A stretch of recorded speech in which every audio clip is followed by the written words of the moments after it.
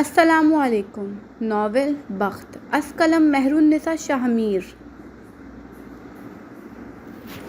Heaven کے وسیع و عریض لان میں اس وقت سفید چادر چڑھائی ہوئی تھی، کرسیاں لگی تھیں قطار در قطار۔ ان کرسیوں کی تعداد جہاں ختم ہوتی تھی وہیں سے زمین سے چند انچ اونچا اسٹیج لگا تھا جس پہ چڑھ کر جانے کے لیے 3 زینے تھے۔ ابھی لوگوں کی آمد شروع ہو چکی تھی، کرسیاں بھرتی جا رہی تھیں۔ یہاں سے دور فاصلے پہ شاہانہ طرز کی بوفے ٹیبل سجی تھیں جن پہ تا حد نگاہ کھانے کے برتن سجے تھے۔ ان کی اشتہا انگیز مہک ناک کے نظروں سے ٹکراتی تو روح تک تازہ ہو جاتی تھی۔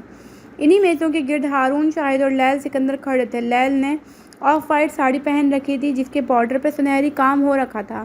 چھوٹے بالوں کو کرل کیے بڑے بڑے آنکھوں سے ہارون کو دیکھتی وہ خوبصورت لگ رہی تھی۔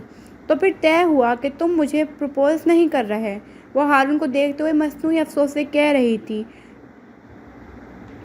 نیوی بلو ڈنر سوٹ والا لڑکا مسکرایا تھا، اس کی سرمئی آنکھوں میں چمک تھی۔ ہم دوست ہی اچھے ہیں، ابھی ایک دوسرے کا جن باتوں پہ دل دکھتا ہے بعد میں ان پہ غصہ آئے گا۔ تم دوست بن کر نخرے کرتی اچھی لگتی ہو، بیوی بن کر نخرے کرو گی تو زہر لگو گی، وہ جتا کر بولا تو لیل مسکرائے، پھر اس کی نظروں کی سیدھ میں دیکھا۔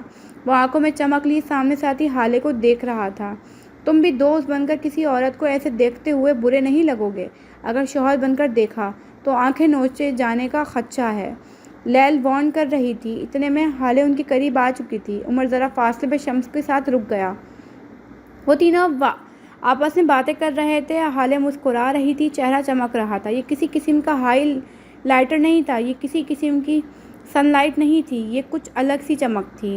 Red is made for you حالے، ہارون اس کو دیکھتے ہوئے ستائش سے بولا تھا۔ حالے نے مسکراتے ہوئے سر کو خم دیا۔ تم پہ بھی نیوی بلو بہت اچھا لگتا ہے۔ ہارون کا دل چاہتا سر پیٹ لے۔ یہ نیوی بلو نہیں ہے حالے، وہ بے چارگی سے بولا تھا۔ ساتھ ساتھ ذہن کے پردے پہ چند دن قبل کا منظر ابھرا تھا، پرویز سلطان کے قتل کے 6 دن بعد۔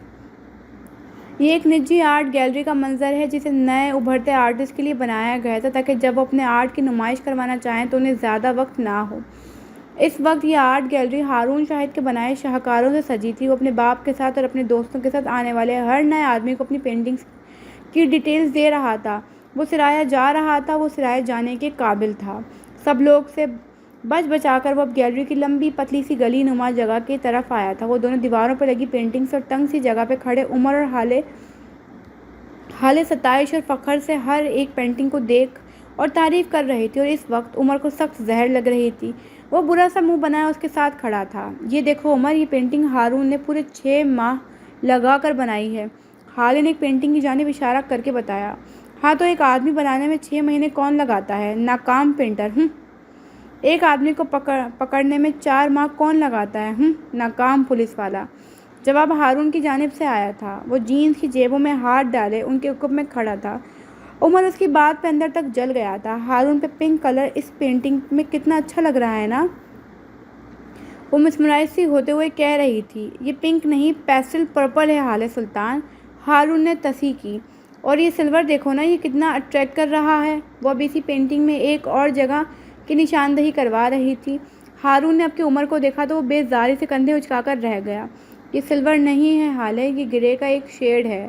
اب کے حالے موڑی تھی، اس کے چہرے پہ دبا دبا غصہ تھا۔ ہاں ٹھیک ہے، مجھے رنگوں کے نام نہیں آتے، ہاں میں ان کو نہیں پہچان پاتی۔ ہاں یہ بھی ٹھیک ہے کہ مجھے اس دیوار کی کلر آف وائٹ، چھت کا کلر براؤن اور تمہاری شرٹ کا کلر ایش گرے لگ رہا ہے، لیکن اس کا مطلب یہ نہیں کہ میں کلر بلائنڈ ہوں۔ اچھا، وہ تلملائی وہاں سے نکل گئی تھی۔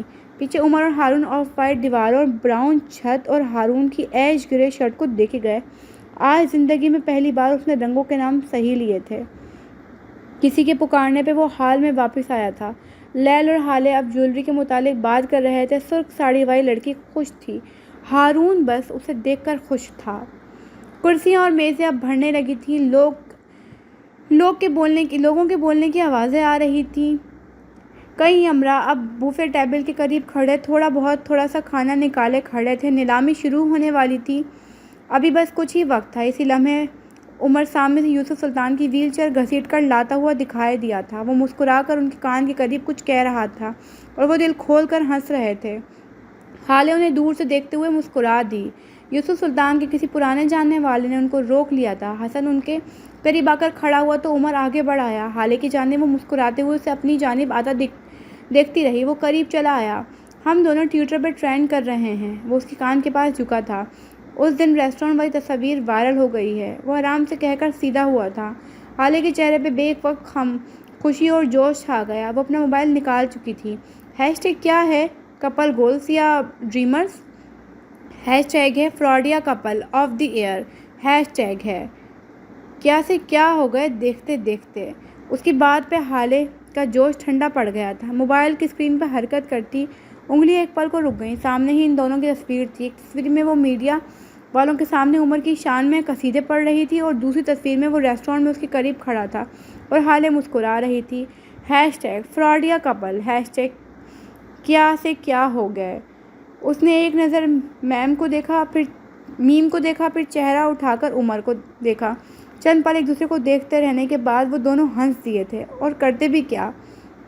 تم دادا جان کے ساتھ بہت کلوز لگ رہے ہو، سچ سے بتاؤ اس دن تمہارے درمیان کیا بات ہوئی تھی؟ وہ موضوع بدل گئی تھی، اب کہ وہ مشکوک تھی۔ عمر نے یاد کرنا چاہا ان کے درمیان آخر کیا بات ہوئی تھی۔ چند دن قبل عمر حیات کے بنگلے پہ یہ شام کافی پر رونق سی تھی۔ لاؤنج میں بیٹھے سلطان، منزل سے آئے مہمان، کچھ کچن میں کھڑی نئی ملازمہ جسے صرف کھانا بنانے کے لیے رکھا گیا تھا، آس پاس بیٹھے ہارون، شاہد، حسن اور لیل۔ سردار بھی اپنی بیوی کے ساتھ یہیں تھا۔ یہ عمر کے حساب سے اس کی شادی کی دعوت تھی۔ ان سب لوگوں کی خوش گپیوں اور باتوں کو چھوڑ کر اگر بنگلے کے لان میں آؤ تو عمر حیات گھاس پہ بیٹھا تھا۔ اس کے سامنے یوسف سلطان اپنی ویل چیئر پہ بیٹھے تھے، ساتھ ہی بخش کھڑا تھا جس کے ہاتھ میں مختلف کاغذات تھے۔ ان میں چند کاغذات اس نے یوسف سلطان کی گود میں رکھے تھے اور اب وہی کاغذات وہ عمر حیات کو دے رہے تھے۔ یہ تمہارا حصہ ہے بیٹے، میں جانتا ہوں یہ تمہارے حصے کا آدھا بھی نہیں، لیکن فی الحال مجھ سے یہی لے لو۔ میری جائیداد پہ تو میرا بیٹا سانپ بن کر بیٹھا ہے، وہ تعصب سے کہہ رہا تھا۔ میں جانتا ہوں ساری زندگی معراج نے تمہیں اپنے قدموں پہ کھڑا ہونے کا کہا، تم سے کام کروایا، تم سے مشقت کروائی، میں اس سب میں بہت خوش ہوں۔ عمر نے ان کی بات کاٹی تھی۔ یوسف سلطان ہلکا سا مسکرائے تھے۔ جو کوئی بھی میرے معراج کے ساتھ رہتا ہے وہ باوقار ضرور بن جاتا ہے، جیسے کہ تم۔ میں اگر معراج کی جگہ ہوتا تو تم سے کبھی کام نہ کرواتا۔ وہ محبت سے تک رہے تھے۔ عمر کو خواہ مخواہ عجیب محسوس ہوا۔ اتنا عرصہ کوئی رشتہ نہیں ملا تھا اور اب تو جیسے رشتوں کی بارش ہو گئی تھی۔ میں شاید تمہیں اسی طرح بگاڑ دیتے جیسے حالے کو، لیکن میں بس تمہیں کبھی کوئی تکلیف نہ دیتا۔ تم بالکل میری نگین جیسے ہو۔ وہ آس بھرے لہجے میں بولے تھے۔ عمر مسکرا دیا۔ لوگ کہتے ہیں میں بالکل اپنے باپ جیسا ہوں، وہ عام سے انداز میں کہتا آگے کو ہوا اور کاغذات واپسی ان کی گود میں رکھ دیے۔ ان کے دونوں ہاتھوں کو اپنی مضبوط ہاتھوں میں تھام لیا اور ان کی آنکھوں میں دیکھ کر کہنا شروع کیا، مجھے یہ بھاری بھرکم کاغذات نہیں چاہیے، نہ مجھے آپ سے لمبا چوڑا بینک بیلنس چاہیے۔ مجھے آپ سے میری ساری زندگی کی دربدری، میری خواہشات کے مرنے کے بدلے اور میرے جج صاحب کی کریڈیبلٹی کی خاطر صرف ایک کاغذ چاہیے، صرف ایک۔ وہ سنجیدہ تھا، حد سے زیادہ سنجیدہ۔ یوسف سلطان نے غور سے دیکھا۔ تمہیں کیا چاہیے؟ عمر نے اپنی سیاہ آنکھیں ان کی آنکھوں میں گاڑ دی تھیں اور پھر اس کے منہ سے بس ایک ہی لفظ نکلا، آنکھ نامہ۔ مجھے آپ کی جانب سے شمس سلطان کے نام آنکھ نامہ چاہیے۔ اگر دے سکتے ہیں تو میری ساری عمر کی تکلیف مٹ جائیں گی، آپ کے بے گناہ قتل ہوئے بیٹے کو انصاف ملے گا۔ میں آپ سے اور کچھ نہیں مانگوں گا، ہر حق آپ کو معاف کر دوں گا۔ بولیں دے سکتے ہیں؟ وہ جیسے چیلنج کر رہا تھا۔ یوسف سلطان کچھ بھی نہیں بولے، وہ خاموش تھے، لیکن یاد رہے وہ نہ بھی نہیں بولے تھے۔ عمر بتاؤ نا۔ حالے کی آواز پہ وہ چونک گیا تھا، پھر نارمل انداز میں اسے دیکھا، یوں جیسے اس پہ افسوس کر رہا ہو۔ تم عمر حیات کی بیوی ہو، تمہیں سب پتہ ہونا چاہیے۔ وہ دل کو جلا دینے والے انداز میں بولتا آگے بڑھ گیا تھا۔ حالے نے ایک بار پھر ڈھیر سارا غصہ اندر دبا لیا تھا۔ بوفے ٹیبل کے قریب سفیر سلطان اپنے وکیل کے ساتھ کھڑا تھا۔ اس نے سیاہ ٹکسیڈو پہن رکھا تھا، بھورے بال جیل سے جمے تھے، آنکھیں خالی خالی تھیں، اس کا چہرہ کسی گہرے غم کی مثال لگتا تھا۔ اس کا وکیل کوئی 40-45 کی لگ بھگ تھا، سیاہی ڈنر سیٹ میں ملبوس۔ وہ اپنی پلیٹ میں چمچ ہلاتے ہوئے سفیر سے بات کر رہا تھا۔ سفیر اس کی بات سن کر برہمی سے کچھ کہہ رہا تھا۔ ذرا قریب آ کر ان کی باتیں سننا چاہو گے؟ میں آپ سے کہہ رہا ہوں نا جمشید صاحب، میں اس عورت سے اب نہیں ملوں گا، میں اب اس کی شکل بھی نہیں دیکھنا چاہتا، اور کیس واپس لینے کی یا اسے معاف کرنے کی بات تو یہ میری لاج بھی نہیں کرے گی۔ اس کا لہجہ اٹل تھا، حتمی، آخری۔ جمشید نے غور سے اس کی بات سنی تھی، پھر سر کو سمجھنے والے انداز میں ہلایا تھا اور کہنے لگا، سفیر آپ لاسٹ ٹائم اس سے کب ملے تھے؟ مس مہر نے کہا ہے کہ آپ نے جب انہیں طلاق دی تھی وہ حاملہ تھیں اور پھر آپ کا بچہ کسی حادثے میں نہیں رہ سکا، لیکن اس سارے محض کے بعد بھی وہ دعویٰ کرتی ہے کہ وہ آپ کی بیوی ہے۔ سفیر اس کی بات سن کر سوچ میں پڑ گیا تھا۔ سامنے سے آتی سورج کی میٹھی گرم کرنیں اس کے چہرے پہ پڑیں تو منظر تحلیل ہونے لگے۔ وہ اب کہیں اور تھا، کسی اور جہاں میں۔ یہاں مشینوں کی آواز تھی، یہاں دوائیوں کی بدبو تھی، کھڑکی کے بلائنڈر سے چھن کر آتی دھوپ سفیر کے چہرے پہ پڑ رہی تھی۔ وہ اسپتال کے کمرے میں تھا، بیڈ کے سامنے کرسی پہ بیٹھا، چپتی نظروں سے بیڈ پہ نیم دراز مہر کو دیکھتا ہوا۔ وہ نقاہت زدہ تھی، آنکھوں تلے ہلکے اور مرجھایا ہوا چہرہ، مردہ آنکھوں سے سفیر کو یک ٹک دیکھتی ہوئی۔ جانتی ہو مہر، جب مجھے معلوم ہوا کہ میرا بچہ مر گیا تو مجھے کیسا لگا تھا؟ وہ سارے وقت میں پہلی بار بولا تھا۔ مہر نے جواب نہیں دیا۔ وہ کیا جواب دیتی؟ سفیر خود ہی کہنے لگا، پہلے تو مجھے بہت دکھ ہوا تھا، لیکن پھر میں بہت خوش ہوا، بہت زیادہ خوش۔ وہ ایسے انداز میں بولا کہ مہر بے یقینی سے اسے دیکھنے لگی۔ میں اپنے بچے کے بارے میں سوچ چکا تھا، میں نے سوچ رکھا تھا کہ اسے کم از کم تمہارے حوالے نہیں کروں گا۔ میں اس کے پیدا ہونے کے پہلے منٹ میں اسے تم سے دور لے جاتا، لیکن جانتی ہو کیا؟ وہ پھر بھی حاسد رہتا، اس کے اندر شر رہتا، وہ بالکل تمہارے جیسا ہوتا۔ سفیر عجیب سے لہجے میں کہہ رہا تھا۔ مہر کا دل دکھا تھا، اس کی آنکھیں بھرنے لگی تھیں۔ پچھلے کچھ دنوں سے اس نے سفیر سے بس چاہ اور نرمی سمیٹی تھی، اب اس کے ایسے الفاظ سماعتوں کو زخمی کر رہے تھے۔ میں ان 9 ماہ کا قرض نہیں چکا پاتا اور پھر ایک اور مہر ماہ چند اور زندگیاں برباد کرتی، اسی لیے اچھا ہی ہوا وہ مر گیا۔ میرے دل کا ایک حصہ میری اولاد کے ساتھ مرا ہے مہر، وہ اٹھتے ہوئے بولا تھا۔ اس کی آواز میں دکھ تھا، لیکن میں اس مرے ہوئے حصے کے ساتھ جی لوں گا، لیکن ایک اور مہر ماہ اور چند اور تباہ ہوتی زندگی، یہ میں نہیں دیکھ سکتا۔ اس نے سر کو نفی میں ہلایا۔ مہر ماہ بھیگے چہرے کے ساتھ اسے دیکھتی رہی۔ ابا سے کہیں مجھ سے ملنے آ جائیں۔ وہ اس کی تمام باتوں کے جواب میں بس یہی بولی تھی۔ سفیر کی آنکھیں زخمی ہونے لگیں۔ اب ان سے تمہارا کوئی تعلق نہیں رہا، تمہارا تعلق میرے ذریعے ان سے جڑا تھا نا، میں ابھی کے ابھی اس تعلق کو بھی ختم کر دیتا ہوں۔ سفیر کی آخری بات پہ مہر کی آنکھوں میں خوف پھیلا تھا۔ وہ اٹھ کر بیٹھنے لگی تھی، لیکن اب شاید اس میں اتنی سکت نہیں تھی۔ اس کے سامنے کھڑا سفیر سلطان اس کی آنکھوں میں دیکھ کر کچھ کہہ رہا تھا۔ میں سفیر سلطان، ولد شمس سلطان، اپنے مکمل ہوش و حواس میں مہر غیاث الدین کو طلاق دیتا ہوں، طلاق دیتا ہوں، طلاق دیتا ہوں۔ وہ بول کر بھی ایک بھی نگاہ اس پہ ڈالے بغیر باہر نکل گیا تھا۔ اس کے پیچھے وہ لڑکی اب سن تھی، اس کی سماعتوں میں زہر انڈیلا گیا تھا، قریب تھا کہ وہ سبز پڑنے والی تھی۔ اس کی آنکھیں ایک نقطے پہ جم گئی تھیں، جسم ہر قسم کی جنبش سے انکاری تھا۔ اس کا انجام طے ہو چکا تھا، اب وہ ساری زندگی اپنے اعمالوں کا بوجھ ڈھونے والی تھی۔ شاید کمر دب جائے، شاید ٹوٹ جائے۔ یکدم سورج کی روشنی میں تیزی آ گئی تو سفیر نے اپنا چہرہ موڑ لیا۔ وہ حال میں تھا اور اس کے سامنے اس کا وکیل کھڑا تھا۔ جلد از جلد طلاق کے پیپرز بنوائیں اور اسے کورٹ میں جمع کروائیں۔ مزید اس عورت کی بکواس نہ سنوں میں۔ وہ انگلی اٹھا کر تنبیہ کرتا آگے بڑھ گیا۔ لان کے آخری کونے میں 2 چھوٹے چھوٹے بچے باہر نکل آئے تھے، ان کی آیا خوف زدہ سی آنکھ ان کو اندر لے جا رہی تھی۔ سفیر نے ان کو دیکھا، دل کے زخموں پہ جیسے کسی نے نمک ڈال دیا۔ اس نے آنکھیں کھول کر بند کی، ڈھیر سارا کرب اندر اتارا اور آگے بڑھ گیا۔ اسے رکنا نہیں تھا، اگر رک جاتا تو شاید نمک کا مجسمہ بن جاتا۔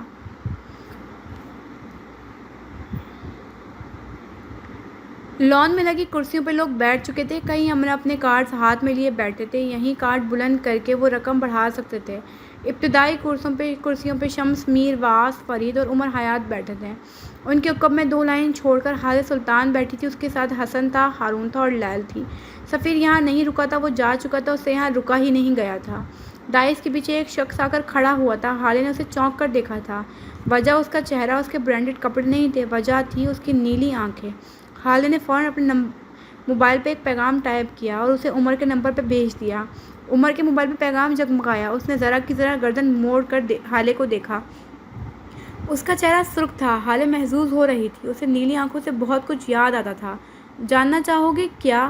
1 ہفتہ قبل عمر حیات کے بنگلے پہ شام کی نیلاہٹ ختم ہو گئی تھی۔ رات کا اندھیرا ہر سو پھیل رہا تھا۔ لاؤنج میں بیٹھی حال سلطان ٹی وی کی بڑی اسکرین پہ کوئی ٹرکش ڈرامہ دیکھ رہی تھی۔ اسی لمحے لاؤنج کی چوکھٹ پار کرتا عمر حیات اندر آیا، رف ٹراؤزر اور شرٹ میں ملبوس، بالوں کو ماتھے پہ گرائے۔ وہ حالے کے قریب صوفے پہ آ کر بیٹھا تھا۔ ایک نظر ٹی وی کو دیکھا اور پھر غور سے ٹی وی دیکھتی حالے کو۔ ہیرو نے ہیروئن سے کچھ کہا تھا، اب کہ وہ مسکرائی تھی۔ اتنے غور سے کیوں دیکھ رہی ہو اور ہنس کیوں رہی ہو؟ وہ تیوری چڑھائے پوچھ رہا تھا۔ یہ لڑکا، اس نے انگلی سے ٹی وی کی جانب اشارہ کیا، مجھے اس کی نیلی آنکھیں بہت پسند ہیں۔ خوبصورت ہے نا؟ عمر نے ایک سرسری نگاہ ٹی وی پہ ڈالی۔ ہاں ٹھیک ہے، لیکن میری آنکھیں زیادہ پیاری ہیں۔ حالے نے گردن موڑ کر اسے دیکھا تھا، غور سے اسکین کرنے کا انداز میں فوراً نفی میں سر ہلایا۔ او ہو، تم زیادہ حسین ہیں اس کی آنکھیں، تم سے زیادہ حسین ہیں اس کی آنکھیں۔ وہ دوبارہ ٹی وی کی جانب متوجہ ہو چکی تھی، لیکن عمر اسے یوں دیکھ رہا تھا گویا کہہ رہا ہو، کسی کی اتنی مجال کہ وہ تمہیں مجھ سے زیادہ خوبصورت لگے۔ بند کرو ٹی وی، چلو مجھے چائے بنا کر دو۔ وہ اٹھ کھڑا ہوا تھا۔ حالے نے حیرت سے اسے دیکھا تھا۔ ابھی تو بنا کر دی تھی عمر۔ اچھا صبر کرو، یہ قسط ختم ہو جائے تو بنا دیتی ہوں۔ نہیں، مجھے ابھی کے ابھی چاہیے۔ تمہیں شوہر کا خیال نہیں ہے اور اس نیلی آنکھوں والے کی تعریف کرنی ہے۔ حالے نے اب کے اسے مسکراہٹ دبا کر دیکھا تھا۔ معاملہ اب اسے سمجھ آیا تھا۔ عمر اسے کوئی ٹین ایجر لگا تھا۔ تم جل رہے ہو؟ مجھے کیا ضرورت اسے جلنے کی؟ وہ شانے بے نیازی سے بولا تھا، لیکن اس کے کان سرخ ہو رہے تھے، غصے سے، شاید جلن سے۔ ویسے اس آدمی کو ذرا سی بھی اداکاری نہیں آتی، نہ اس کو بولنے کا ڈھنگ ہے اور نہ بات کرنے کا۔ عمر نے حالے کی معلومات میں اضافہ کیا۔ وہ جیسا بھی ہے، مجھے اس کی آنکھیں پسند ہیں، حالے جتا رہی تھی۔ عمر نے ضبط کر لیا۔ میں نے ترکش کباب کے ساتھ افغانی پلاؤ بنایا ہے، چلو کھانا کھاتے ہیں۔ مطلب تم مجھے ڈرامہ دیکھنے نہیں دو گے؟ اگر تم اسی طرح اس کی تعریف کرتی رہی تب تو ہرگز نہیں۔ ہاں، اگر تم یہ کہہ دو کہ میری آنکھیں اس کی آنکھوں سے زیادہ خوبصورت ہیں تب کچھ ہو سکتا ہے۔ اس نے کندھے اچکائے تھے۔ حالے نے ٹی وی آف کیا۔ مسکراہٹ دباتی وہ اٹھ کھڑی ہوئی۔ میں ٹی وی دیکھنا چھوڑ سکتی ہوں، لیکن اپنی شوہر کی جھوٹی تعریفیں نہیں کر سکتی۔ نیلی آنکھیں زیادہ پیاری ہیں۔ وہ اس کے قریب سرگوشی کرتی فوراً بولی، باہر کی جانب لپکی تھی۔ عمر نے دانت پہ دانت جما لیے۔ میں تمہیں اس کے لیے معاف نہیں کروں گا، اچھا؟ اور میری آنکھیں زیادہ پیاری ہیں، تمہیں کہنا پڑے گا۔ وہ پیچھے سے بلند آواز میں پکار رہا تھا، آگ لگے ان ترکیوں اور ان کی نیلی آنکھوں کو۔ وہ بڑبڑاتے ہوئے باہر نکل گیا۔ آج حال میں موجود وہ دونوں ایک دوسرے کو دیکھتے ہوئے مسکرا رہے تھے۔ عمر نے اسے دیکھتے ہوئے میسج ٹائپ کیا، کیا وہ نیلی آنکھیں واقعی خوبصورت تھیں؟ حالے نے چہرہ جھکا کر پیغام پڑھا، پھر مسکراتے ہوئے ٹائپ کیا، وہ آنکھیں خوبصورت تھیں، لیکن تمہاری آنکھوں سے زیادہ نہیں۔ عمر اپنے موبائل کی اسکرین پہ یہ پیغام پڑھتے ہوئے مسکرایا تھا، پھر فون واپس جیب میں ڈالا۔ بالآخر وہ اپنی تعریف کروا چکا تھا۔ یہ سیلف اوبسیسڈ آدمی۔ اسٹیج پہ ڈائز کے پیچھے کھڑا شخص شمس سلطان کی تعریفوں میں رد السان تھا۔ اس کے الفاظ شمس کی وہ خوبیاں بھی بیان کر رہے تھے جو شاید اس میں موجود ہی نہ ہوں۔ اسٹیج کے دائیں بائیں اور سامنے کھڑے کیمرے مین اپنے کیمرے میں اس سارے منظر کو محفوظ کر رہے تھے۔ اسٹیج پہ سامنے دیکھتے ہوئے ہارون شاہد نے بیزاری سے گردن موڑ لی۔ وہ کم از کم یہ نہیں دیکھنا چاہتا تھا۔ اس نے آنکھیں بند کی۔ ایک بھولا بسرا منظر آنکھوں کے پردے پہ چلنے لگا۔ مہرمت سلطان کے جیل جانے کے ایک دن بعد رات 8 بجے عمر حیات کے بنگلے پہ اس وقت دعوت کا سماں تھا۔ یہ دعوت بھی عمر ہی کی جانب سے تھی۔ کچھ عرصہ ہوا تھا وہ پیسہ خرچ کرنے لگا تھا۔ لمبی میز کی طرف میں کرسیاں لگی تھیں۔ انہی کرسیوں پہ اس وقت لیل، ہارون، حسن، عمر حیات اور حالے سلطان بیٹھے تھے۔ سربراہی کرسی پہ عمر، اس کی دائیں جانب حالے اور بائیں جانب حسن۔ حالے کے ساتھ والی کرسی پہ ہارون اور ہارون کے سامنے لیل۔ چمچوں اور کانٹوں کے بیچ ہلکی پھلکی باتیں ہو رہی تھیں۔ ویسے ایک اہم خبر ہے جو میں حالے کو بتانا چاہتا ہوں۔ حسن کھانے سے ہاتھ روکے بیٹھا حالے کو دیکھ رہا تھا۔ سب لوگ اسے دیکھنے لگے۔ اجازت ہے عمر بھائی؟ عمر کو دیکھتے ہوئے ایسی معصومیت سے بولا کہ عمر کو اپنے آس پاس خطرے کا الارم بجتا محسوس ہوا۔ اس نے بدوقت ہاں ہاں بولو کہہ کر اجازت دی تھی۔ جانتی ہو حالے، جب وہ سطر جادو اس کی منشا نہیں مجبوری تھی، اس کا مطلب ہم نے تم سے پوچھنے کی کہا تو عمر بھائی، اس نے بھائی پہ زور دیا تھا۔ عمر بھائی نے کیا کہا تھا؟ عمر نے آنکھوں ہی آنکھوں میں حسن کی منت کی تھی۔ ہوگا وہ ASP، لیکن بیوی کے سامنے بڑے بڑے سرماؤں کی نہیں چلتی۔ حالے نے کھانے سے ہاتھ روک لیا۔ کیا کہا تھا؟ اس نے بولا کہ اب تمہاری بہن بتائے گی، وہ جو بچپن سے فیل ہوتی آ رہی ہے، وہ جس کی ہر پیپر میں سپلی آتی ہے۔ ہارون بھائی آگے آپ بتاؤ۔ اس نے اب بات جیسے ہارون کے ساتھ میں دی تھی۔ عمر کے چہرے پہ جیسے کوئی سانپ ڈنک مار گیا ہو۔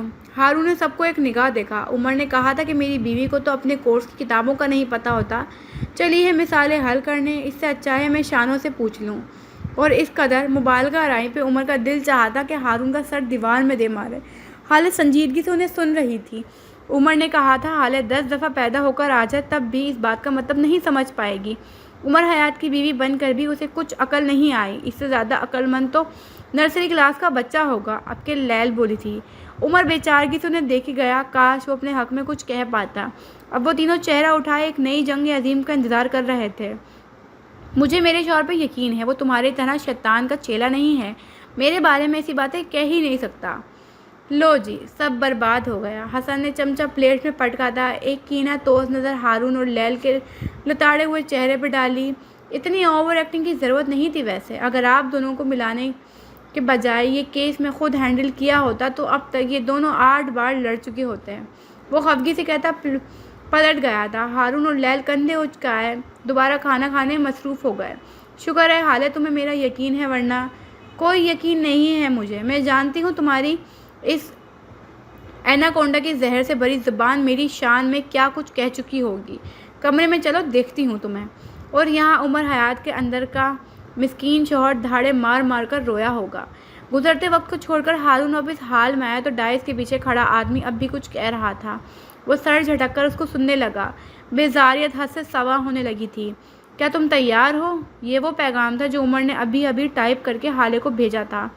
نیلامی شروع ہو چکی تھی۔ مختلف لوگ اپنے کارڈز بلند کیے ہوئے تھے۔ میر واز فرید ٹانگ پہ ٹانگ جمائے بیٹھا تھا، یوں جیسے وہ آخر میں سب سے بڑی بولی لگائے گا اور فاتحہ بن جائے گا۔ اسکرین پر نظر آتا عمر حیات کا میسج پڑھ حالے کے چہرے کی تاثرات بے چینی گل گئی تھی۔ اس کے چہرے پہ تکان واضح تھی۔ اس کی انگلیوں نے پیغام ٹائپ کیا تھا، ہم میں اور ان میں کوئی فرق نہیں، عمر قاتل تو ہم بھی ہیں،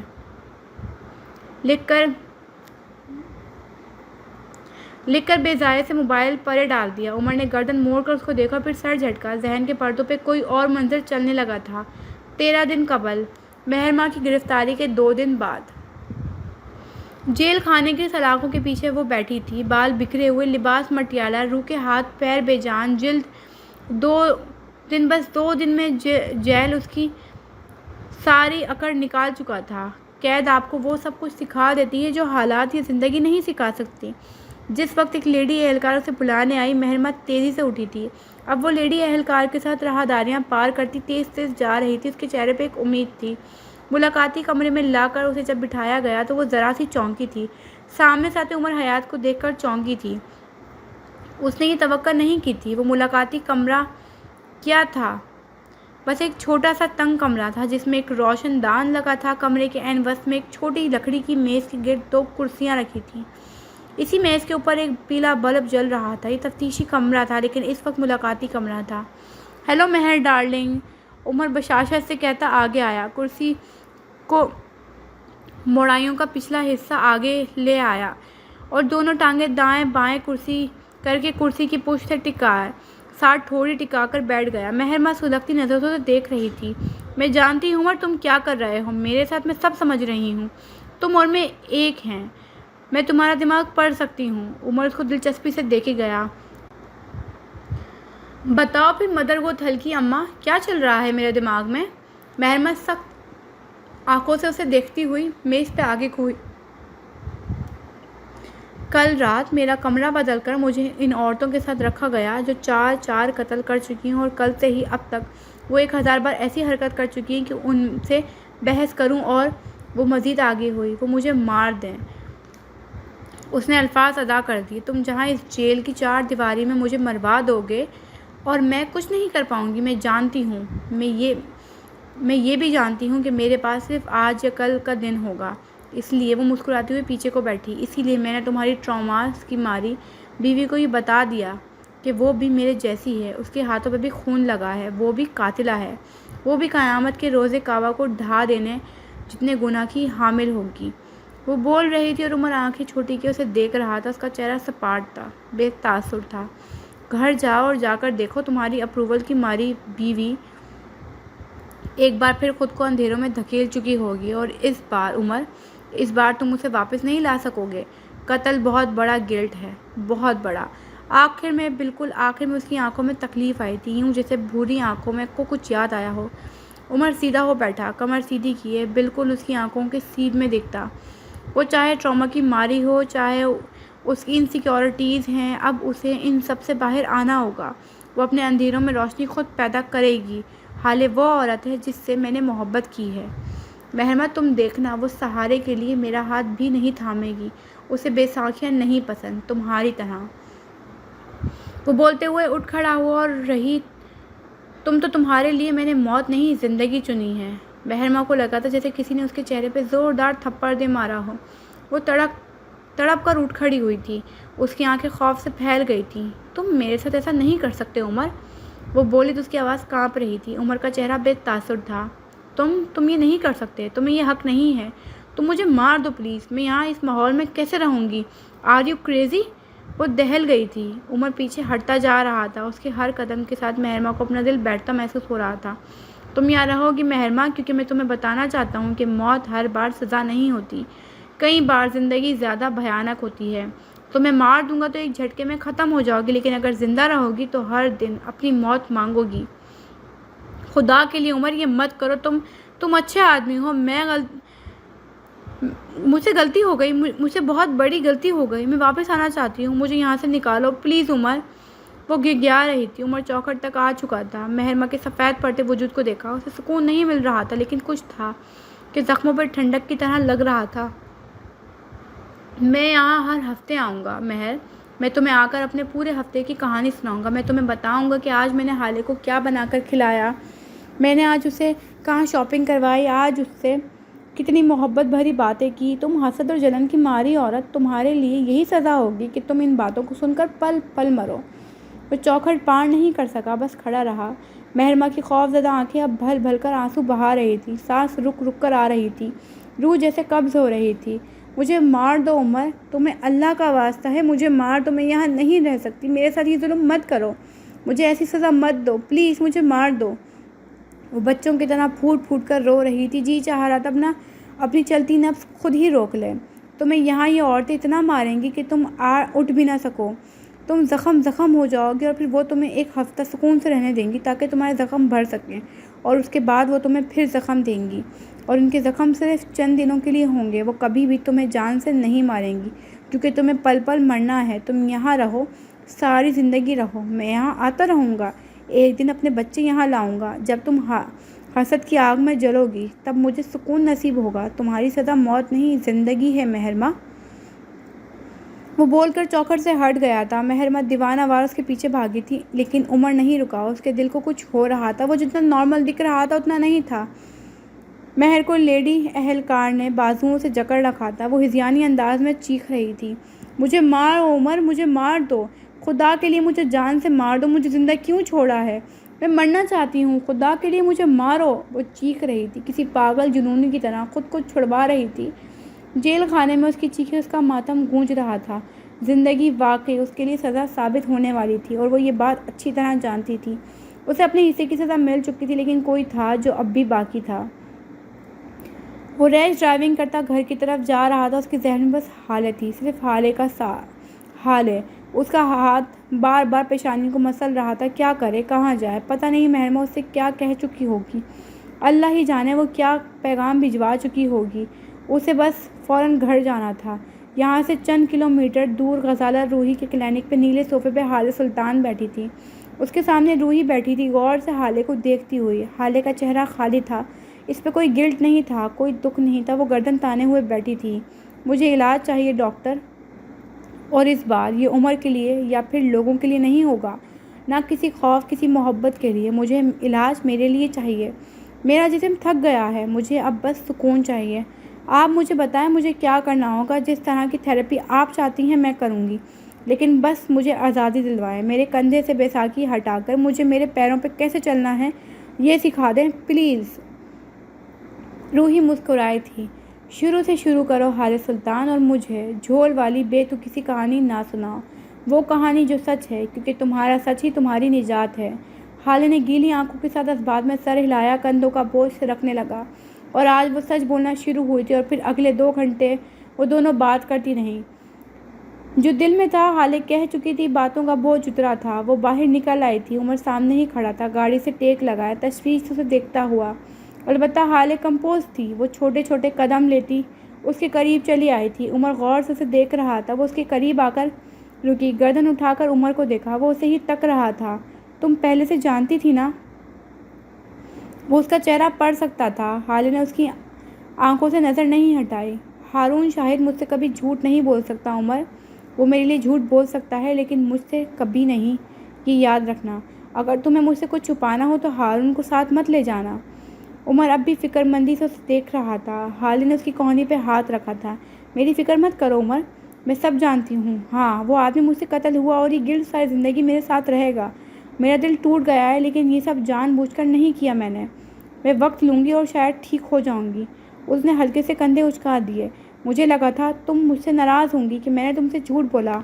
अब ऐसे रिएक्ट मत करो जिससे मुझे लगे कि तुम शर्मिंदा हो, क्योंकि तुम नहीं हो उमर। हाले ज़ोर देकर बोली थी। तुम मुझसे झूठ बोल सकते हो लेकिन जब मैं पूछूं तो सच बोला करो, क्योंकि मैं तब पूछूंगी जब सच जानती होंगी। वो कहते हुए अपनी जानिब से गाड़ी का दरवाज़ा खोलने लगी थी जब उमर की आवाज़ पर ठहर गई। क्या तुम ठीक हो? अल्फाज चाबुक की तरह दिल पे लगे थे। आंखें ज़ख्मी हो गई। वो दरवाज़ा इसी तरह अध खोला छोड़ खड़ी हुई थी। वो उसके सामने दूसरी जानिब खड़ा था, फिक्रमंद सा। हाले चंद लम्हा उसको देखती रही, फिर धीरे से नफ़ी में सर हिला दिया। उमर को यूं लगा था जैसे किसी ने उसके दिल में कांटा चुभो दिया हो। कत्ल आपको कभी भी पहले जैसा नहीं रहने देता उमर। उस आदमी के साथ मेरे दिल का एक हिस्सा मरा है और मैं अब सारी ज़िंदगी इस गिल्ट में रहूँगी कि मैं कातिल हूँ। सारी ज़िंदगी ये खौफ होगा कि ना जाने अल्लाह मेरे साथ क्या मामला करेगा। वो हल्की आवाज़ में कह रही थी।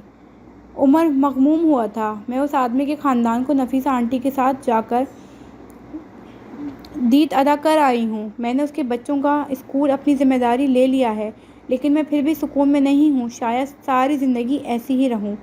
वो बेचारगी से कंधे उचकाती गाड़ी में बैठ गई थी। उमर का दिल भारी सा होने लगा था। उस लड़की को अजियत में देखना उसके लिए सबसे बड़ी अजियत थी। हाल दोपहर 1:09। नीलामी की तकरीब। जी तो क्या कोई टीम रेड से ज़्यादा की बोली लगा रही है? कोई है मैदान में? कोई है जो मीरवास फरी से ज़्यादा बोली लगाए? टीम रेड 1, टीम रेड 2, आप मेरी जगह को मेरी मर्ज़ी के बगैर कैसे बेच सकते हैं? ये आवाज़ हाले सुल्तान की थी, जो अपनी कुर्सी से उठ खड़ी हुई थी और अब सीध में देखते हुए पूछ रही थी। उसकी आवाज़ में कुछ था कि खौफ खाया जाए, कुछ था कि डराया जाए। ये जुमला ऐसा था जैसे किसी फिल्म का क्लाइमेक्स। इस जगह की अटॉर्नी मेरे पास है और मालिकाना हुकूक मेरी बीवी के पास। उमर बोलते हुए उठा था। आपको किसने ये हक दिया कि हमारी प्रॉपर्टी को हमारी मर्ज़ी के बगैर बेच दें? वो चलता हुआ स्टेज पे आ रहा था। शम्स सुन हो गया था। उसके हलक से कोई आवाज़ नहीं निकलती थी। वो बस फटी फटी नज़रों से उमर को देख रहा था। इसी लम्हे कई लोग कैमरे उठाए आते दिखाई दिए। उनके पीछे स्याह वर्दी पहने हुए उमर के पेटी भाई भी आ रहे थे। देखते ही देखते एक जंग सा समा बन चुका था। शम्स भी यकीन नज़रों से उमर को देख रहा था। उसकी आंखों में एतबार टूटने की किरचियाँ थीं। तुम कैसे कह सकते हो ये जगह तुम्हारी है? मीरवास की ठंडी हड्डियों को जमा देने वाली आवाज़ पे उमर ने हाथ में पकड़ी मोटी फाइल हवा में लहराई थी। मीर साहब, मैं सबूतों के साथ आया हूँ। फ़हीम मिर्ज़ा, शम्स सुल्तान। इस वक्त हर कोई अगर किसी से डर रहा था तो वो था इस फाइल का असल नकल आना। मीरवास उठा था। उसके गार्ड्स ने बंदूकें सीधी कर ली। मीर ने हाथ के इशारे से उन्हें शांत रहने को कहा था।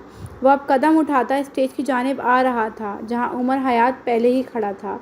हाथ में फाइल लिए, गर्दन सीधी किए। स्टेज पे चढ़ते मीर ने एक नज़र पलटकर शम्स को देखा था। तुम्हारा यूँ खामोश बैठ जाना, मुझे यूँ लग रहा है जैसे धोखा मेरे करीब है। वो सर्द लहजे में बोला तो शम्स गड़बड़ाकर उठ खड़ा हुआ। उसने एक नज़र उमर को देखा था, यूँ जैसे यकीन कर लेना चाहता हो कि आज उसे भी धोखा दिया जा चुका था। मीडिया के नुमाइंदे कैमरे सीधा किए खड़े थे। वो मुंतज़िर थे कि अब कौन क्या कहता है। میں میر فاز فرید، وہ اسٹیج پر رک کر سارے مجموعے کو دیکھتے ہوئے بول رہا تھا، میں یہاں ہونے والی چالوں سے لا علم ہوں، لیکن اگر مجھے یہ علم ہو گیا کہ یہاں کسی کے ساتھ ناانصافی ہوئی ہے تو میں اسے سزا ضرور دلواؤں گا۔ وہ شمس اور عمر کی جانب مڑا تھا۔ لوگوں کا شور، میڈیا کی بلند آواز میں چھپتے سوالات، اور ان سب کے بیچ کھڑے تین لوگ، میر، عمر اور شمس، جبکہ چوتھا انسان چلتے ہوئے اسٹیج کی جانب آ رہا تھا۔ اس کے ہاتھ میں ایک خالی فائل تھی۔ وہ جس کے پاس مالکانہ حقوق تھے، وہ آ رہی تھی۔ اس کی چال شہزادیوں جیسی تھی۔ اس کی آنکھیں عام تھیں، لیکن ان کا تاثر اچھوں کو دہلا سکتا تھا۔ یہ وہ لڑکی تھی جس نے زندگی کا اتار چڑھاؤ دیکھے تھے، جو گری تھی، زخمی ہوئی تھی، لیکن نہ اس نے زخموں کا ماتم کیا، نہ اس نے گرنے پہ سہارے مانگے۔ وہ حالِ سلطان تھی، فیری ٹیلز میں رہنے والی حقیقی لڑکی۔ اگر یہ جگہ آپ کی تھی تو آپ اب تک خاموش کیوں تھیں؟ میر اسٹیج پہ کھڑی حالے سے پوچھ رہا تھا۔ فائل چوری ہو چکی تھی میر صاحب، اور مجھے میرے چچا سے جان کا خطرہ تھا۔ اگر میں یہ فائل وقت سے پہلے دکھا دیتی تو کیا ہوتا، شاید آپ نہیں جانتے۔ لیکن تمہیں یہ نقلی فائل ملی کہاں سے؟ شمس نے دانت پہ دانت جما کر سب سے پوچھا تھا۔ حالِ معصومیت سے مسکرائی تھی۔ اس نے یاد کرنا چاہا اسے یہ فائل کہاں سے ملی۔ فروز سلطان کے قتل کی دوسری رات 2 بجے۔ سلطان منزل گھپ اندھیرے میں ڈوبا تھا، ہر طرف تاریکی تھی۔ موت کا سناٹا اب تک اس محل میں گونج رہا تھا۔ ایک انسان کی موت پورا گھر خالی کروا دیتی ہے۔ دبے قدموں سے محرمہ سلطان کے کمرے میں جاؤ تو وہاں 3 لوگ موجود تھے۔ ان کے ہاتھ میں ٹارچ تھی، اور وہ الماری کے اندر بنے ڈیجیٹل لاکر کا کوڈ کھولنے کے لیے بے تاب نظر آتے تھے۔ حسن، ہالے، عمر، ان تینوں نے اپنی اپنی پاری کا کوڈ لگانا تھا۔ سب سے پہلے عمر آگے آیا۔ اس نے چند ہندسے دبائے، لیکن اگلے ہی لمحے انکریکٹ پاسورڈ۔ اس کا منہ چڑھا رہا تھا۔ اس نے سفیر کی ڈیٹ آف برتھ ڈالی۔ وہ ہٹ گیا۔ اب کے حالے کی باری تھی۔ وہ قریب آئی، نیلے رنگ کی نیلی پینٹ سے سجی انگلیوں سے چند ہندسے دبائے۔ Incorrect password. وہ خوف سے پیچھے ہوئی تھی۔ بیزاری حد سے سوا ہونے لگی۔ اس نے محرمہ کو اپنی ڈیٹ آف برتھ ڈالی تھی۔ حسن سنجیدہ چہرے کے ساتھ آگے آیا۔ اس کے ذہن میں کوئی اور ہی منظر تھا۔ میں نے ابا کے لیے سفیر کو چھوڑ دیا حسن، میں مجبور تھی۔ میں کیا کرتی حسن، میں کیا کرتی؟ وہ رو رہی تھی۔ حالے کی منگنی والی رات۔ وہ رو رو کر حسن کو کچھ بتا رہی تھی۔ وہ جو ہندسے دبا رہا تھا اسے یقین تھا وہ درست ہوں گے۔ وہ اندازے نہیں لگا رہا تھا۔ وہ اس عورت کی مینٹلٹی دیکھ کر پاسورڈ کھول رہا تھا۔ ہر انسان اپنا پاسورڈ اپنے مطابق رکھتا ہے، کھولنے والے کے مطابق نہیں۔ جس دن یہ بات سمجھ آ گئی، اس دن آپ کے لیے کوئی بھی پاسورڈ کھولنا مشکل نہیں رہے گا۔ اور اسی لمحے کریکٹ پاسورڈ کی بپ بجی تھی۔ لاکر کھل چکا تھا۔ عمر ستائش سے حسن کے کندھے کو تھپکتے ہوئے آگے بڑھ آیا۔ اس کی انگلیوں نے آگے بڑھ کر 2 فائلز نکال لی تھیں۔ ایک اٹارنی فائل تھی اور دوسری مالکانہ حقوق کی فائل۔ اپنی محبت، اپنی نفرت، اپنی کمزوری کسی کے آگے عیاں کر دینا کبھی کبھی آپ کے لیے برا ثابت ہو سکتا ہے۔ دھوپ کی شدت میں تیزی نہیں تھی۔ یہ کراچی کے سرما کی دھوپ تھی۔ اسٹیج اب کے مختلف تھا۔ ایک لمبے صوفے کے ساتھ ایک چھوٹی میز کا انتظام بھی ہو چکا تھا۔ اسی میز پہ اس وقت 4 فائلز رکھی تھیں، 2 وہ جو شمس سلطان کے پاس تھیں اور 2 وہ جو حالے اور عمر کے پاس تھیں۔ وہ ادھیڑ عمر مرد ان صوفوں پہ بیٹھے تھے اور فائل ہاتھ میں اٹھایا ان کی آنکھ کے قریب کی لکھائی کا معائنہ کر رہے تھے۔ شمس بار بار پہلو بدل رہا تھا۔ اس کا حال خشک ہو رہا تھا۔ وہ بس یہاں سے بھاگ جانا چاہتا تھا۔ وہ ساری فائلز اٹھا کر رپورٹ ہو جانا چاہتا تھا، لیکن اس کے سامنے پولیس کھڑی تھی۔ وہ سیاہ وردی والے لوگ جن کے منہ گالیاں اور ہاتھ تھپڑ اٹھانے کے لیے بنے تھے۔ وہ مارتے ہوئے، گالیاں بکتے ہوئے یوں بے نیاز ہو جاتے تھے جیسے یہ تو ان کا پیدائشی حق ہے۔ ان کے ساتھ ہی وہ لوگ بھی کھڑے تھے جن کو اگر آپ نے انگلی سے چھوا تو وہ بازو کا الزام لگا دیں گے، جو آپ کا چہرہ ایک پل میں پوری دنیا کو دکھا سکتے ہیں، جن کے چینل پہ چلنے والی ایک پٹی آپ کی زندگی تباہ کر سکتی ہے۔ جب سامنے ایسے ظالم لوگ کھڑے ہوں تو تمہیں چاہیے کہ بھاگنے کے موقع ہوتے ہوتے بھی کھڑے رہو۔ معائنہ مکمل ہو چکا تھا۔ سفاری سوٹ والا ایک آدمی ہاتھوں کی انگلیوں کو باہم پھنسائے بولنے کے لیے تیار تھا۔ ہر شخص کان بن گیا، سب کا جسم سماعت بن گیا۔ یہ سائن جعلی ہیں۔ انہوں نے شمس کی آسمانی فائل ہوا میں بلند کی تھی۔ نیوز چینل پہ پٹیاں چلنے لگی تھیں۔ صحافی زور زور سے بولنے لگے تھے۔ شمس کا چہرہ لٹھے کی مانند سفید پڑ رہا تھا۔ اس کا انت قریب تھا۔ آپ ایسا کیسے کہہ سکتے ہیں؟ یہ سائن اصلی ہیں۔ وہ پھٹی ہوئی آواز میں چلایا تھا۔ دل کو البتہ کوئی زور زور سے جکڑ رہا تھا۔ سفاری سوٹ والا آدمی مسکرایا۔ جو سائن آپ کے پاس ہیں وہ لفظ ٹھہرے ہیں، جبکہ معراج سلطان کی لکھائی میں کبھی بھی ٹھہرپن نہیں آتا۔ وہ سیدھے الفاظ لکھتے تھے۔ احمد علی شاہ کہہ رہے تھے اور باقی دم سادے سن رہے تھے۔ دوسری بات یہ کہ الفاظوں کا ایک دوسرے کے ساتھ فاصلہ آپ کی فائل میں نہ ہونے کے برابر ہے، جبکہ معراج سلطان لفظ مناسب فاصلے پہ لکھتے تھے۔ وہ جلدی میں بھی سائن کر سکتے تھے۔ شمس نے لاگواری سے ٹوکا تھا۔ اس کا جسم اس کا ساتھ چھوڑ رہا تھا۔ اسے اپنے آگے موت دکھ رہی تھی، لیکن وہ ایک آخری کوشش کر کے دیکھ لینا چاہتا تھا۔ میر واعظ نے اب کے دوسرے آدمی نوید علی کو اشارہ کیا تھا۔ وہ بولنے لگا، آپ صحیح کہہ رہے ہیں شمس صاحب، سائن جلدی میں بھی ہو سکتے ہیں، لیکن معراج سلطان ایک جج تھے۔ وہ دن میں ان گنت سائن کرتے تھے۔ جلدی ان کا معمول تھا اور ہم نے ان کی تمام سائن چیک کی۔ نوید نے کہتے ساتھ 2-3 فائل اٹھا کر ہوا میں بلند کی۔ ان تمام فائل میں معراج سلطان کی سائن ہیں، ہر پنے پہ موجود ہے، لیکن یہ تمام سائن مختلف ہیں۔ جو سائن آپ کی فائل میں موجود ہیں وہ معراج سلطان کے ہیں ہی نہیں۔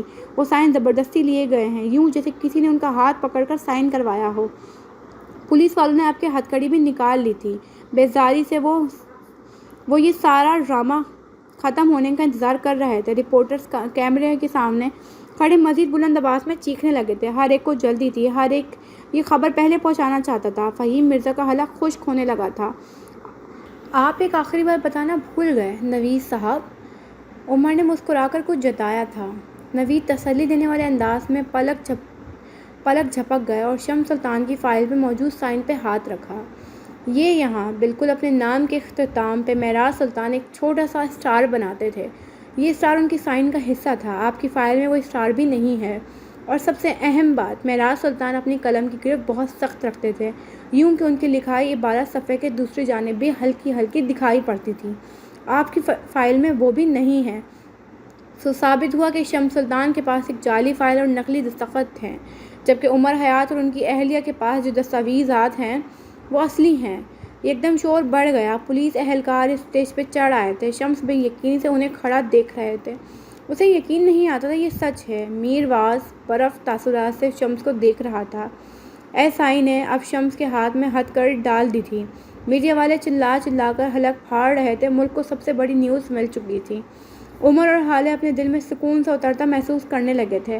پولیس اسے لے کر جا رہی تھی۔ وہ کھنچتا چلا جا رہا تھا۔ کسی قسم کی مزاحمت، کسی قسم کی زور آزمائی وہ کچھ بھی نہیں کر رہا تھا۔ میڈیا کے نمائندوں کو بڑی مشکل سے ہیون کی عمارت کے اندر رکھا گیا تھا۔ شمس سلطان کے قدم بالآخر اس مقدس عمارت سے باہر تھے۔ رپورٹرز اب حالے اور عمر پہ جھپٹ پڑے تھے۔ سوال، الزامات کی تردید، کہانی، انہیں سب جاننا تھا۔ عمر نے ایک نظر حالے کو دیکھا اور پھر اس نے پلکیں جھپکا کر اجازت دی تھی، یوں جیسے کہہ رہی ہو تم جاؤ میں سنبھال لوں گی۔ وہ میر واعظ کے ساتھ تیزی سے اسٹیج سے اتر گیا تھا۔ نمائندوں کو حالے اور ہارون مصروف کر چکے تھے۔ سفیر خاموشی سے ایک جانب بیٹھا تھا۔ اس کا دل مر چکا تھا۔ وہ بس بغیر کچھ کہے اور سنے لاش کی مانند بیٹھا تھا۔ کچھ دیر بعد اگر ہیون کی عمارت سے باہر آؤ تو پولیس موبائل میں شمس سلطان کے سامنے میر واعظ بیٹھا تھا۔ اس کا چہرہ یوں تھا جیسے سالم برف، اس کی آنکھیں یوں تھیں جیسے نری موت۔ میں نے کہا تھا نا شمس، دھوکہ نہیں پسند مجھے۔ وہ شمس کے خوفزدہ چہرے کو دیکھتے ہوئے کہہ رہا تھا، میں نے یہ بھی کہا تھا کہ میں جب زمین خریدنے آتا ہوں تو خریدے بغیر واپس نہیں جاتا۔ کہا تھا نا؟ اس کا لہجہ ایسا تھا کہ کوئی بھی خوف کھا جائے۔ مجھے اپنا گھر بیچو، اپنی کمپنی بیچو، یا پھر میں نہیں جانتا تمہارے پاس اب بیچنے کو کتنے اثاثے ہیں، لیکن میں بس یہ جانتا ہوں کہ تم مجھے حساب دیے بغیر قبر میں بھی نہیں جا سکتے۔ اس کے لہجے کی ٹھنڈک شمس کو یوں لگا تھا جیسے اس کی ریڑھ کی ہڈی جم رہی ہو۔ اس نے بہت سارا تھوک نگلا تھا، چہرے پہ بدوقت نارمل رہنے کے تاثرات رکھے۔ میں اس میچ سے نکل آؤں گا میر صاحب۔ میں اس کے اگلے الفاظ اس کے منہ میں رہ گئے۔ مجھے تمہاری واپسی سے کوئی سروکار نہیں۔ مجھے یہ بتاؤ تم میرے ہاتھوں میں آج کیا دے رہے ہو؟ میر نے اس کی بات تندہی سے کاٹی تھی۔ شمس بے بسی بھرے ضبط سے اسے دیکھ کر رہ گئے۔ میں اپنا گھر اور اپنی کمپنی آپ کو بیچ دوں گا، ابھی کے ابھی، بس مجھے ان کے کاغذات لانے ہوں گے اور 1-2 مکھل ہونے کے لیے معذرت۔ اس دلکش آواز پہ وہ دونوں گاڑی کے باہر کی جانب گردن موڑ گئے۔ مسکراتا ہوا عمر حیات، لیکن ایسی مسکراہٹ تو شاید ابلیس کی ہوتی ہے۔ عمر، یہ سب کیا ہے؟ شمس اسے دیکھ کر تڑپ کر بولے تھے، گو کہ اسے اب بھی امید نہیں تھی کہ عمر شاید اسے بچا لے۔ میں تمہیں سب دوں گا، میں جو تمہیں چاہیے، بس ایک بار، صرف ایک بار مجھے یہاں سے نکالو۔ تم نکال سکتے ہو عمر، وہ جیسے جتا رہا تھا۔ عمر نے اس پہ ایک بے نیاز نظر ڈالی اور پھر میر واس کی جانب مڑا۔ میر صاحب، اس آدمی سے میرا کوئی تعلق نہیں، لیکن آپ کو 10 سالوں سے جانتا ہوں۔ آپ ہیون کے سب سے پرانے ڈونر ہیں، اسی لیے میں آپ کو اس آدمی کی سچائی بتا دینا چاہتا ہوں۔ اس نے کہتے ساتھ ہاتھ میں پکڑی فائل ان کے آگے کی تھی۔ یہ فائل، اس فائل میں آق نامہ ہے، شمس سلطان کے نام ان کے والد کی جانب سے آق نامہ اور بیزاری نامہ۔ بیزاری نامہ ایک قسم کا قانونی اعلان ہوتا ہے کہ یہ اس صورت میں کیا جاتا ہے جب آپ کے گھر کا کوئی باپ، بیٹا، بھائی، چچا یا پھر کوئی بھی فرد کسی ایسے کام میں ملوث ہو جس سے آپ کا خاندان یا پھر آپ کی ساکھ متاثر ہو رہی ہو، یا پھر اس شخص سے جڑے لوگ اپنے قرض یا پھر کسی بھی قسم کے نقصان کی بھرپائی آپ سے چاہتے ہوں، تب آپ ان کے خلاف ایک بیزاری نامہ بنوا سکتے ہیں، جس کا مطلب یہ ہوگا کہ اس شخص کے قول و فعل سے آپ کا کوئی واسطہ نہیں ہوگا۔ جس شخص کا باپ ہی اسے ڈس آن کر چکا ہو، اس کے پاس کون سا گھر اور کون سی جائیداد؟ عمر سادگی سے کہہ رہا تھا، پھر ایک نظر شمس کو دیکھا۔ آپ مجھے سب کچھ دے سکتے ہیں، لیکن معراج سلطان نہیں، اور ان کو چھیننے پہ آپ کو ساری زندگی معاف نہیں کر سکتا۔ وہ دھیرے سے کہہ کر مڑ گیا۔ اب وہ شمس کا انجام جانتا تھا۔ شمس ہذیانی انداز میں چیخ رہا تھا، عمر کو پکار رہا تھا۔ وہ بار بار میر واس فرید کو اپنی بے گناہی کا یقین دلا رہا تھا، لیکن اب شاید دیر ہو چکی تھی۔ میر اسے دیکھے بغیر گاڑی سے اترا تھا۔ اس نے موبائل کان سے لگا رہا تھا۔ آس پاس اس کے گارڈز کھڑے تھے۔ پولیس موبائل اب دور جا رہی تھی، لیکن شمس کی آوازیں یہاں تک آتی تھیں۔ انہی آوازوں کے درمیان میر واس کی ہلکی آوازیں بھی سنائی دیتی تھیں۔ میں جس چوتھے کام کے لیے مشہور ہوں، وہ اس آدمی کے تھانے پہنچنے سے پہلے ہو جانا چاہیے۔ اس نے بات ختم کر کے فون پرے اچھال دیا تھا۔ آنکھوں پہ سیاہ چشمہ لگائے اب وہ دور جا رہا تھا، لیکن وہ کس کے انت بےحد قریب لا چکا تھا۔ ہیون کی عمارت کے اندر شور ذرا دیر کو تھما تھا۔ وہاں سکوت تھا، لیکن مکمل سکوت تو اب بھی نہیں تھا۔ وقفے سے ایک آواز گونجتی تھی جو حقائق سے پردہ اٹھا رہی تھی۔ جس آواز نے ایک بار الزام دھرا تھا، آج وہی آواز حق کی بات کر رہی تھی۔ وہ شمشیر تھا، DIG شمشیر۔ کیمرے، مائکس اور فلیش لائٹس کے درمیان کھڑا وہ کہہ رہا تھا، معراج سلطان کے خلاف ملنے والے تمام ثبوت جھوٹ کا پلندہ تھے اور کچھ نہیں۔ ان کے اپنے ہی بھائی نے جائیداد کی خاطر ایک فرشتہ صرف انسان کو نہ صرف قتل کروایا، بلکہ ان پہ کئی سارے گھٹیا جرائم پلانٹ کیے۔ محاجمے میں کھڑے حسن کی آنکھیں بھیگ رہی تھیں۔ حال سلطان نے آسودگی سے آنکھیں بند کر لیں، جیسے خوبصورت موسیقی سنتے وقت وہ مدہوش سی ہو۔ پولیس کے سامنے ایسے گواہ اور ثبوت لائے گئے کہ پولیس گمراہ ہو گئی، لیکن پولیس نے عمر حیات، جو کہ مرحوم معراج سلطان کا داماد اور بھتیجے ہیں، ان کی ایک ریکویسٹ پہ، ان کی انصاف کی اپیل پہ دوبارہ کارروائی شروع کی تو چند ایسے حقائق سے پردہ اٹھایا جو ہمارے لیے بھی شاکنگ تھے۔ میں آپ سب سے معذرت چاہتا ہوں، لیکن نہ میں نے پچھلی بار کوئی ذاتی دشمنی نبھائی، نہ میں کسی کو فیور دے رہا ہوں۔ پولیس ثبوت اور گواہوں پہ کام کرتی ہے۔ میں نے اور میری ٹیم نے اپنا کام غیر جانبداری سے کیا، لیکن ایک بار پھر معراج سلطان اور ان کے خاندان سے معذرت چاہتے ہیں۔ عمر حیات نے سینے پہ ہاتھ رکھ کر سر کو ہلکا سا خم دیا تھا، یوں جسے معذرت قبول کر لی ہو۔ لیل الٹے قدم پیچھے ہوتی جا رہی تھی۔ اس کا سفر ختم ہوا، اب اسے یہاں نہیں رہنا تھا۔ اس کی کہانی سے جانے کا وقت ہوا چاہتا تھا، اور وہ دبے پاؤں جا رہی تھی، ویسے ہی جیسے وہ آئی تھی۔ اس کا آنا ٹھنڈی ہواؤں جیسا تھا۔ وہ جا رہی تھی اپنے پیچھے خزاں چھوڑ کر۔ عمر حیات کی جانب سے ملنے والے ثبوتوں کی بنا پہ اور حال سلطان کی درج کروائی گئی FIR کی بنیاد پہ ہم نے شمس سلطان کو گرفتار کر لیا ہے۔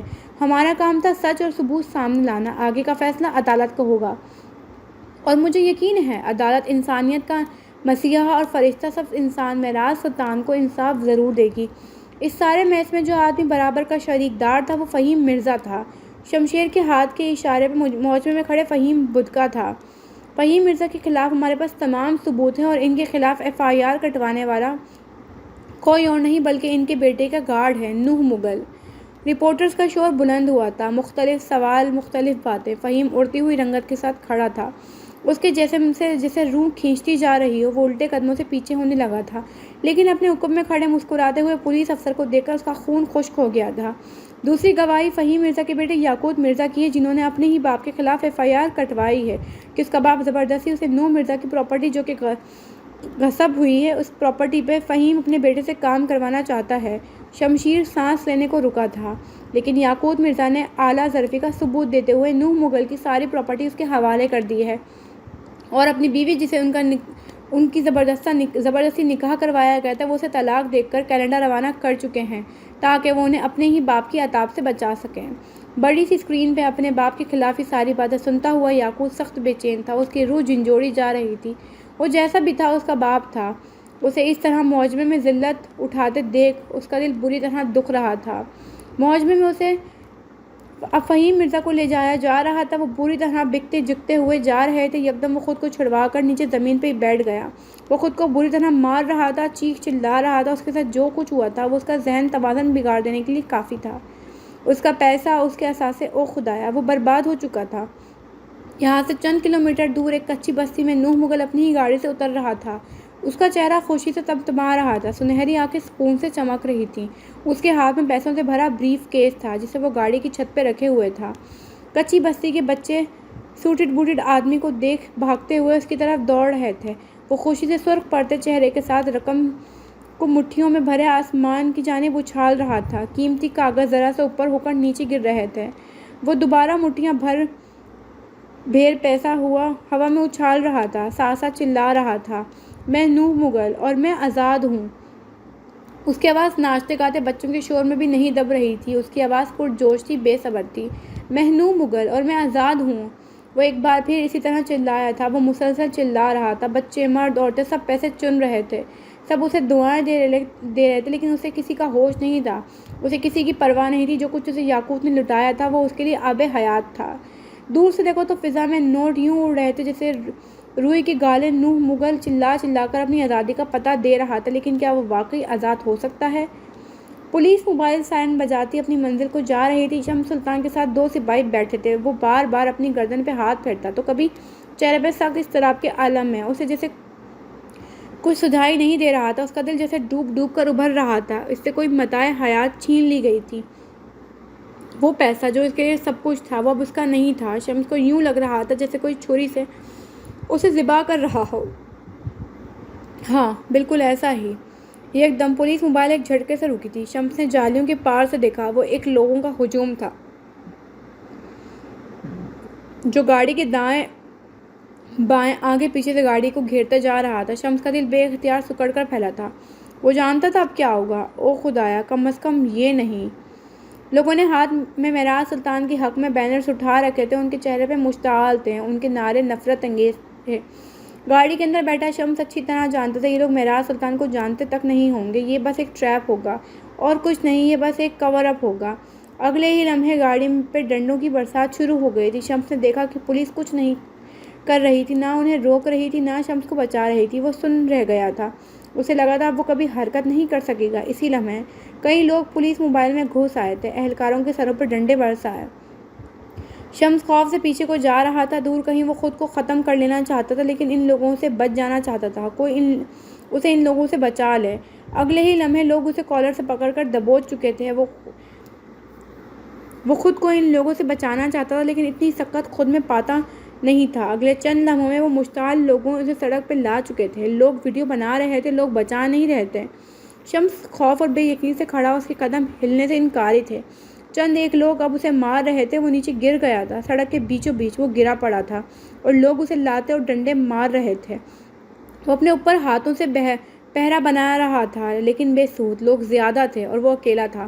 وہ بری طرح زخمی ہو چکا تھا کہ لوگ ہٹے تھے۔ شمس کو لگا اس کی جان بخشی ہو گئی ہے۔ وہ زخمی ٹوٹے وجود کے ساتھ پڑا کرا رہا تھا جب اسے اپنے اوپر ایک مایا سا ڈلتا محسوس ہوا، اور یہاں شمس یوسف سلطان کا اوپر کا سانس اوپر اور نیچے کا سانس نیچے رہ گیا تھا۔ وہ ششدر رہ گیا۔ اس کے حلق سے پھنسی پھنسی آواز نکلنے لگی۔ پلاسٹک کی گیلن پکڑے لوگ اس کے اوپر پیٹرول چھڑک رہے تھے۔ پولیس والے زخمی ہونے کا ناٹک کیے ایک طرف کو پڑے تھے، اور لوگ تو ویڈیو بنا رہے تھے، لوگ بچا نہیں رہے تھے۔ مجھے معاف کر دو، خدا کے لیے مجھے بخش دو۔ وہ اپنے زخمی وجود کو گھسیٹتے ہوئے پیچھے ہوتا جا رہا تھا، لیکن اس کے سامنے کھڑے انسان نما جلاد، ان کی آنکھوں میں ڈھونڈنے سے بھی ترہم نہیں ملتا تھا۔ خدا کے لیے مجھے بخش دو، میرے ساتھ ایسا مت کرو، تمہیں اللہ کا واسطہ ایسا مت کرو۔ وہ گھگیا رہا تھا، زخمی ہاتھ جوڑے ان سے منت کر رہا تھا، لیکن یہاں اس کی کون سننے والا تھا؟ اگلے ہی لمحے ایک آدمی نے اپنا لائٹر سلگایا اور شمس کے اوپر اچھال دیا گیا۔ آگ بڑک اٹھی تھی۔ جہنم جیسی آگ نے چند لمحوں میں اس کے سارے جسم کو اپنی لپیٹ میں لے لیا۔ اس کی چیخیں دل خراش تھیں۔ وہ تڑپ تڑپ کر مر رہا تھا۔ جسم بھٹی میں سلگ رہا تھا۔ آس پاس اس کے جلتے بدن کا تعفن اٹھ رہا تھا۔ میر واعظ کے بارے میں جو چوتھی بات مشہور تھی وہ یہی تھی، وہ اپنے سے وعدہ خلافی کرنے والوں کو سڑک پہ زندہ جلا دیا کرتا تھا۔ سڑک پہ زندہ جلتے ہوئے شمس سلطان کو آج اس کا انت پتہ چل گیا تھا۔ آج جب اس کا جسم کا ہر ذرہ جھلس رہا تھا اور اس کی چیخیں عرش تک جا رہی تھیں، تو لوگوں کو اندازہ ہو گیا تھا کہ کس طرح آپ کا حسد آپ کو جلا دیتا ہے۔ جیل کی کوٹری میں نیل زدہ چہرہ لیے اکڑو سی بیٹھی مہر ماں ہر آہٹ پہ ڈر جاتی تھی، ہر قدم پہ خوف زدہ تھی۔ اس کے چہرے کی نیل اس کی سیل میٹس کی نشانیاں تھیں۔ اس کے زخمی وجود اور ٹوٹتے بدن نے آج اس کو شاید سبق دے دیا تھا کہ گدھوں کا بخت کیا ہوتا ہے اور اپنے بخت سے لڑائی کیا ہوتی ہے۔ اس کی بھوری آنکھ کے نیچے ایک بڑا سا نیلا نشان تھا۔ آنسو جب اس نشان سے ٹکراتے تھے تو اس کا پورا جسم کانپ جاتا تھا، تکلیف حد سے سوا ہونے لگتی تھی۔ شاید اس کے لیے زندگی واقعی سزا تھی۔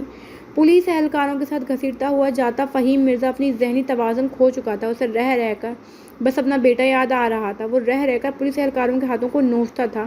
وہ ذرا آگے جاتے تو وہ خود کو چھڑوا لیتا تھا اور زمین پہ بیٹھ کر اپنے سر میں خاک ڈالنے لگ جاتا۔ اس کا اندر جل رہا تھا، روح، دل اور دماغ سب جل رہے تھے، اور کوئی جس نے حسد پھیلایا وہ اپنی سلگائی آگ میں جل رہا تھا۔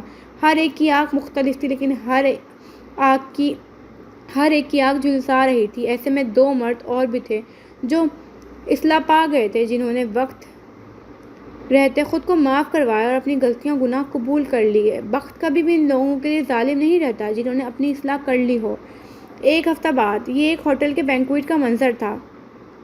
چھت سے لٹکتے فانوس، ان کی مدھم روشنی ہال میں بیٹھے لوگوں کے چہرے پہ پڑ رہی تھی۔ جتنے بھی لوگ تھے سب نے یا تو سیاہ پہن رکھا تھا یا پھر سفید۔ یہ معراج سلطان کا میموریل ڈنر تھا، اور ہال میں بیٹھے سب لوگ یا تو ان کے کولیگز تھے یا ہیون سے جا چکے ان کے بچے یا پھر ان کا خاندان اور دوست۔ ایک ایسی ہی گول میز کے گرد سلطان اور حیات فیملی جمع ہو رکھی تھی۔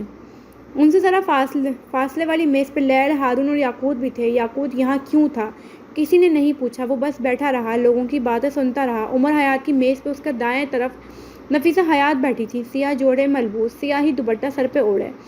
عمر کی بائیں جانب وہاج خان بیٹھے تھے، سفید سوٹ میں بالوں کو اچھے سے جمائے، اور ان کے ساتھ والی کرسی پہ حسن تھا۔ ایک کرسی خالی تھی، لیکن اگر تم نظر اٹھا کر اسٹیج کی جانب دیکھو تو اس کرسی کی مالکن تمہیں اسٹیج پہ کھڑی نظر آئے گی۔ خالِ سلطان۔ حسینہ آج نہیں آئی تھی، ان کا دل اتنا اداس تھا کہ وہ آ ہی نہ سکی۔ سیاہ کورا، سیاہ کافتان پہنے، بالوں کو جوڑے میں لپیٹے، کانوں میں دمکتے ہوئے ہیرے پہنے، وہ گردن اٹھائے ہال میں بیٹھے لوگوں کو دیکھ رہی تھی۔ اسے بلایا گیا تھا تاکہ وہ کچھ بولے، اپنے باپ کی یاد تازہ کرے۔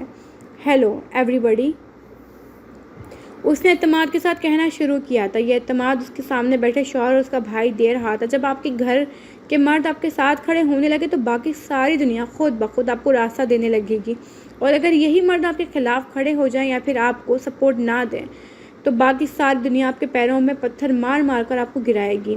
آج میرے بابا کا برتھ ڈے ہے، اسٹیج پہ کھڑی ہالے کہہ رہی تھی۔ آج کا دن وہ میرے ساتھ اور میرے بھائی کے ساتھ گزارتے تھے، نہ کوئی گیدرنگ، نہ کوئی دوست، نہ کاروبار، بس ہم اور ہماری فیملی۔ وہ بوجھل دل کے ساتھ کہہ رہی تھی۔ لوگ آنکھوں میں نرمی لیے اسے دیکھ رہے تھے۔ آج وہ ہمارے درمیان نہیں ہے، لیکن وہ میرے دل میں ہے ہمیشہ۔ میں نے اپنے بابا کو بہت جلدی کھو دیا۔ مجھے لگتا تھا ایک دن وہ وقت آئے گا جب بابا بوڑھے ہو جائیں گے، تب میں ان کے ساتھ وقت گزار لیا کروں گی۔ ابھی تو دوست، پارٹیز اور ٹریولنگ کا وقت ہے۔ وہ ایک لمحے کو رکی تھی، حلق میں بہت کچھ اٹکا تھا، لوگ اس کے بولنے کا منتظر تھے۔ وہ وقت نہیں آیا اور بابا چلے گئے۔ اس کی آنکھوں سے دو آنسو ٹوٹ کر گرے تھے۔ عمر نے رخ موڑ لیا۔ اس کے لیے یہ اذیت ہر اذیت سے بڑی تھی کہ وہ حالے کو روتے ہوئے دیکھے۔ ان سب سے بے نیاز وہ کہے جا رہی تھی، ہم سب کو لگتا ہے ایک دن، ایک وقت آئے گا جب ہمارے ماں باپ بوڑھے ہو جائیں گے اور ہم ان کی بہت ساری خدمت کریں گے، ہم ان کی نیک اولاد بن جائیں گے اور سب اچھا ہوگا۔ Fairy tale you know. حال میں سوگواری سی کیفیت طاری ہو گئی تھی۔ لوگ گردن اونچی کیے بس اسے دیکھ رہے تھے۔ لیکن میری ایک بات یاد رکھیے، نہ آپ کے والدین اچانک سے بوڑھے ہوں گے، نہ ان کو اچانک کوئی بیماری آن گھیرے گی۔ جیسے جیسے ہم بڑے ہو رہے ہیں، ہمارے والدین بوڑھے ہو رہے ہیں۔ یہی ہلکا جوڑوں کا درد ایک دن بے حد بڑھ جائے گا، یہی ہر وقت کی خارش کسی دن بڑی بیماری بن سکتی ہے۔ خدا کے لیے اپنے والدین کے ساتھ وقت گزاریں۔ آخر میں وہ اس طرح سے بولی تھی کہ کئی دل زخمی ہوئے تھے۔ میرے بابا چلے گئے اور میں ان کے ساتھ وقت نہیں گزار سکی۔ میں اس بات کے لیے ساری زندگی گلٹی رہوں گی۔ وہ دکھتے ہوئے حلق کے ساتھ کہہ رہی تھی، آنسو بہہ جانا چاہتے تھے جنہیں وہ روکے ہوئے تھی اپنے والدین کے کام کاج سے ہی اپنا ذمہ لے لیں۔ جانتے ہیں وہ کون سی اولاد ہوتی ہے جو ماں باپ سے بیزار اور ان کے کاموں سے بیزار ہو جاتی ہے؟ ہال میں پن ڈراپ سائلنس پھیل گیا تھا۔ سب لوگوں کو اس کی چپ کے بعد بولنے کا انتظار تھا۔ وہ کوئی نافرمان اولاد نہیں ہوتی، وہ بس عام انسان ہوتے ہیں۔ ہال نے کہنا شروع کیا تو لوگوں نے اسے ناپسندیدگی سے دیکھا۔ ہم انسانوں کے اوپر اگر ایک ڈھیر سارا بوجھ ڈال دو گے تو پہلے ہم اچھے اور نائس بننے کی خاطر یا پھر مجبوری کی خاطر یا گلٹ کی خاطر سب کر لیں گے، لیکن اچانک سے آن پڑا ہوا بوجھ ایک دن ہمیں تھکا دے گا۔ اور ہم انسان ہیں، فرشتے نہیں، ہم سے غلطیاں ہوں گی، لیکن اصلاح ہر دور میں ضروری ہے۔ لوگوں کی تاثرات نرم پڑے تھے۔ اس کا شوہر اسے دیکھ کر مسکرا رہا تھا۔ آج سے اگر اپنے والدین کے چھوٹے چھوٹے کام اپنے ذمہ لے لیں گے تو آگے جا کر آپ کو ذمہ داری بوجھ نہیں لگے گی، آگے جا کر آپ کا دل گلٹی نہیں ہوگا۔ غم اوکے ہے، گلٹ کو دل کا راستہ نہ دکھائیں پلیز۔ وہ اپنی بات ختم کر چکی تھی۔ یکدم لوگ زور زور سے تالیاں پیٹنے لگے تھے۔ وہ ان سب کو دیکھتے ہوئے مسکراتے ہوئے نیچے چلی آئی۔ عمر کے قریب کرسی کھینچتے ہوئے مسکرائی تھی۔ ان کے عقب والی میز سے بیٹھا ہارون شاہد اب مڑ کر ان سے کچھ کہہ رہا تھا۔ ہر ایک کے چہرے پرسکون تھے۔ مسکراتے ہوئے، کیا کل تم جلدی گھر آ سکتے ہو ASP صاحب؟ حالے اس کو دیکھتی ہوئی دھیمی آواز میں پوچھ رہی تھی۔ عمر پورے کا پورا اس کی طرف گھوم گیا تھا۔ کیوں؟ جلدی کیوں آنا ہے؟ بلکہ لیٹ می گیس، تم نے میرے لیے کوئی اچھا سا کھانا تیار کیا ہوگا ہے نا؟ یا پھر تم کافی بنا کر میرا انتظار کرو گی؟ خوابوں کی دنیا سے نکل آئے شوہر صاحب، کل کپڑے دھونے ہیں، 1 ہفتے کی جمع ہوئے رکھے ہیں۔ اور یہاں ASP عمر حیات کے خواب چکنا چور ہوئے تھے۔ میں اگلے 3 دن گھر نہیں آ رہا، وہ اعلان کر کے اپنی پلیٹ کی جانب متوجہ ہو چکا تھا۔ اس کا تو سارا موڈ ہی غلط ہو گیا تھا۔ ہال کی مدھم بتیاں ان کو کھانا کھاتے ہوئے دیکھتی رہیں۔ زندگی نے بالآخر ایک سکون کا سانس خارج کیا تھا۔ چند سال قبل یہ عمر حیات کے گھر میں واقع اوپن کچن کا منظر تھا، جہاں سے کھانے کی اشتہا انگیز مہک اٹھ رہی تھی۔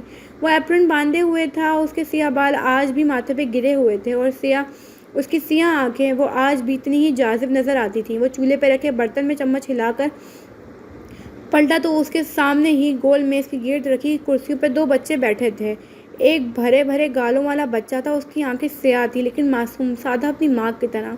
اس کا سارا دھیان میز پہ رکھے اس آمیزی کی طرف تھا جسے اب اس کا باپ ان دونوں کے لیے تیار کرنے والا تھا۔ دونوں سے یاد آیا، اس کے ساتھ والی کرسی پہ ایک بچی بیٹھی تھی، پھولدار فراک پہنے، اس کے لمبے بال پشت پہ پھیلے تھے جن کے اوپر گلابی ہیئر بینڈ لگا تھا۔ اس کی آنکھیں ذہین تھیں، ایکس رے کرتی ہوئی وہ اس آمیزے میں ڈالنے والے اجزا نوٹ کر رہی تھی۔ وہ اپنے بھائی سے چھوٹی تھی لیکن اپنے باپ کی فیورٹ تھی۔ عمر کے لیے احرام اس کا بیٹا تھا جبکہ الہام اس کی ماں۔ وہ ہر وقت بیٹی بننے کی بجائے ماں بنی رہتی تھی۔ اوکے بیٹا، اب مجھے بتانا لاسٹ ٹائم ہم نے پیزا بناتے وقت کون سے انگریڈینٹس استعمال کیے تھے؟ وہ اپنے دونوں بچوں کو دیکھتے ہوئے پوچھ رہا تھا۔ اس کے لہجے میں اپنے بچوں کے لیے بے پناہ نرمی تھی۔ بابا، لاسٹ ٹائم آپ نے میرے پیزا میں چیز بہت کم ڈالا تھا۔ احرام نے گویا باپ کی بات سنی ہی نہیں ہو، اسے بس ذائقے کی فکر تھی۔ جبکہ الہام جلدی سارے اجزا گنوا رہی تھی۔ میں مسکراتے ہوئے اسے دیکھتا رہا۔ جب وہ بول کر چپ ہوئی تو اس نے ذرا کی ذرا نظر اٹھا کر احرام کو دیکھا۔ احرام بیٹا، آپ کو یاد نہیں کیا عزت ہے؟ وہ نرمی سے جتا کر بولا تو احرام نے سر اٹھایا، اپنی گول آنکھوں سے باپ کو دیکھا۔ یہ تو آپ کا کام ہے نا بابا، میرا کام تو ٹیسٹ یاد رکھنا ہے۔ اس نے اب بھی میز پہ رکھے پیزا سے نظر نہیں اٹھائی تھی۔ عمر کھول کر رہ گیا۔ پہلے اس کی ماں تھی جسے اس کے کھانوں میں نقص دکھتا تھا، اور اب اس کا بیٹا تھا جو اپنی ماں کی جتنا ہی کھانے پینے کا شوقین تھا۔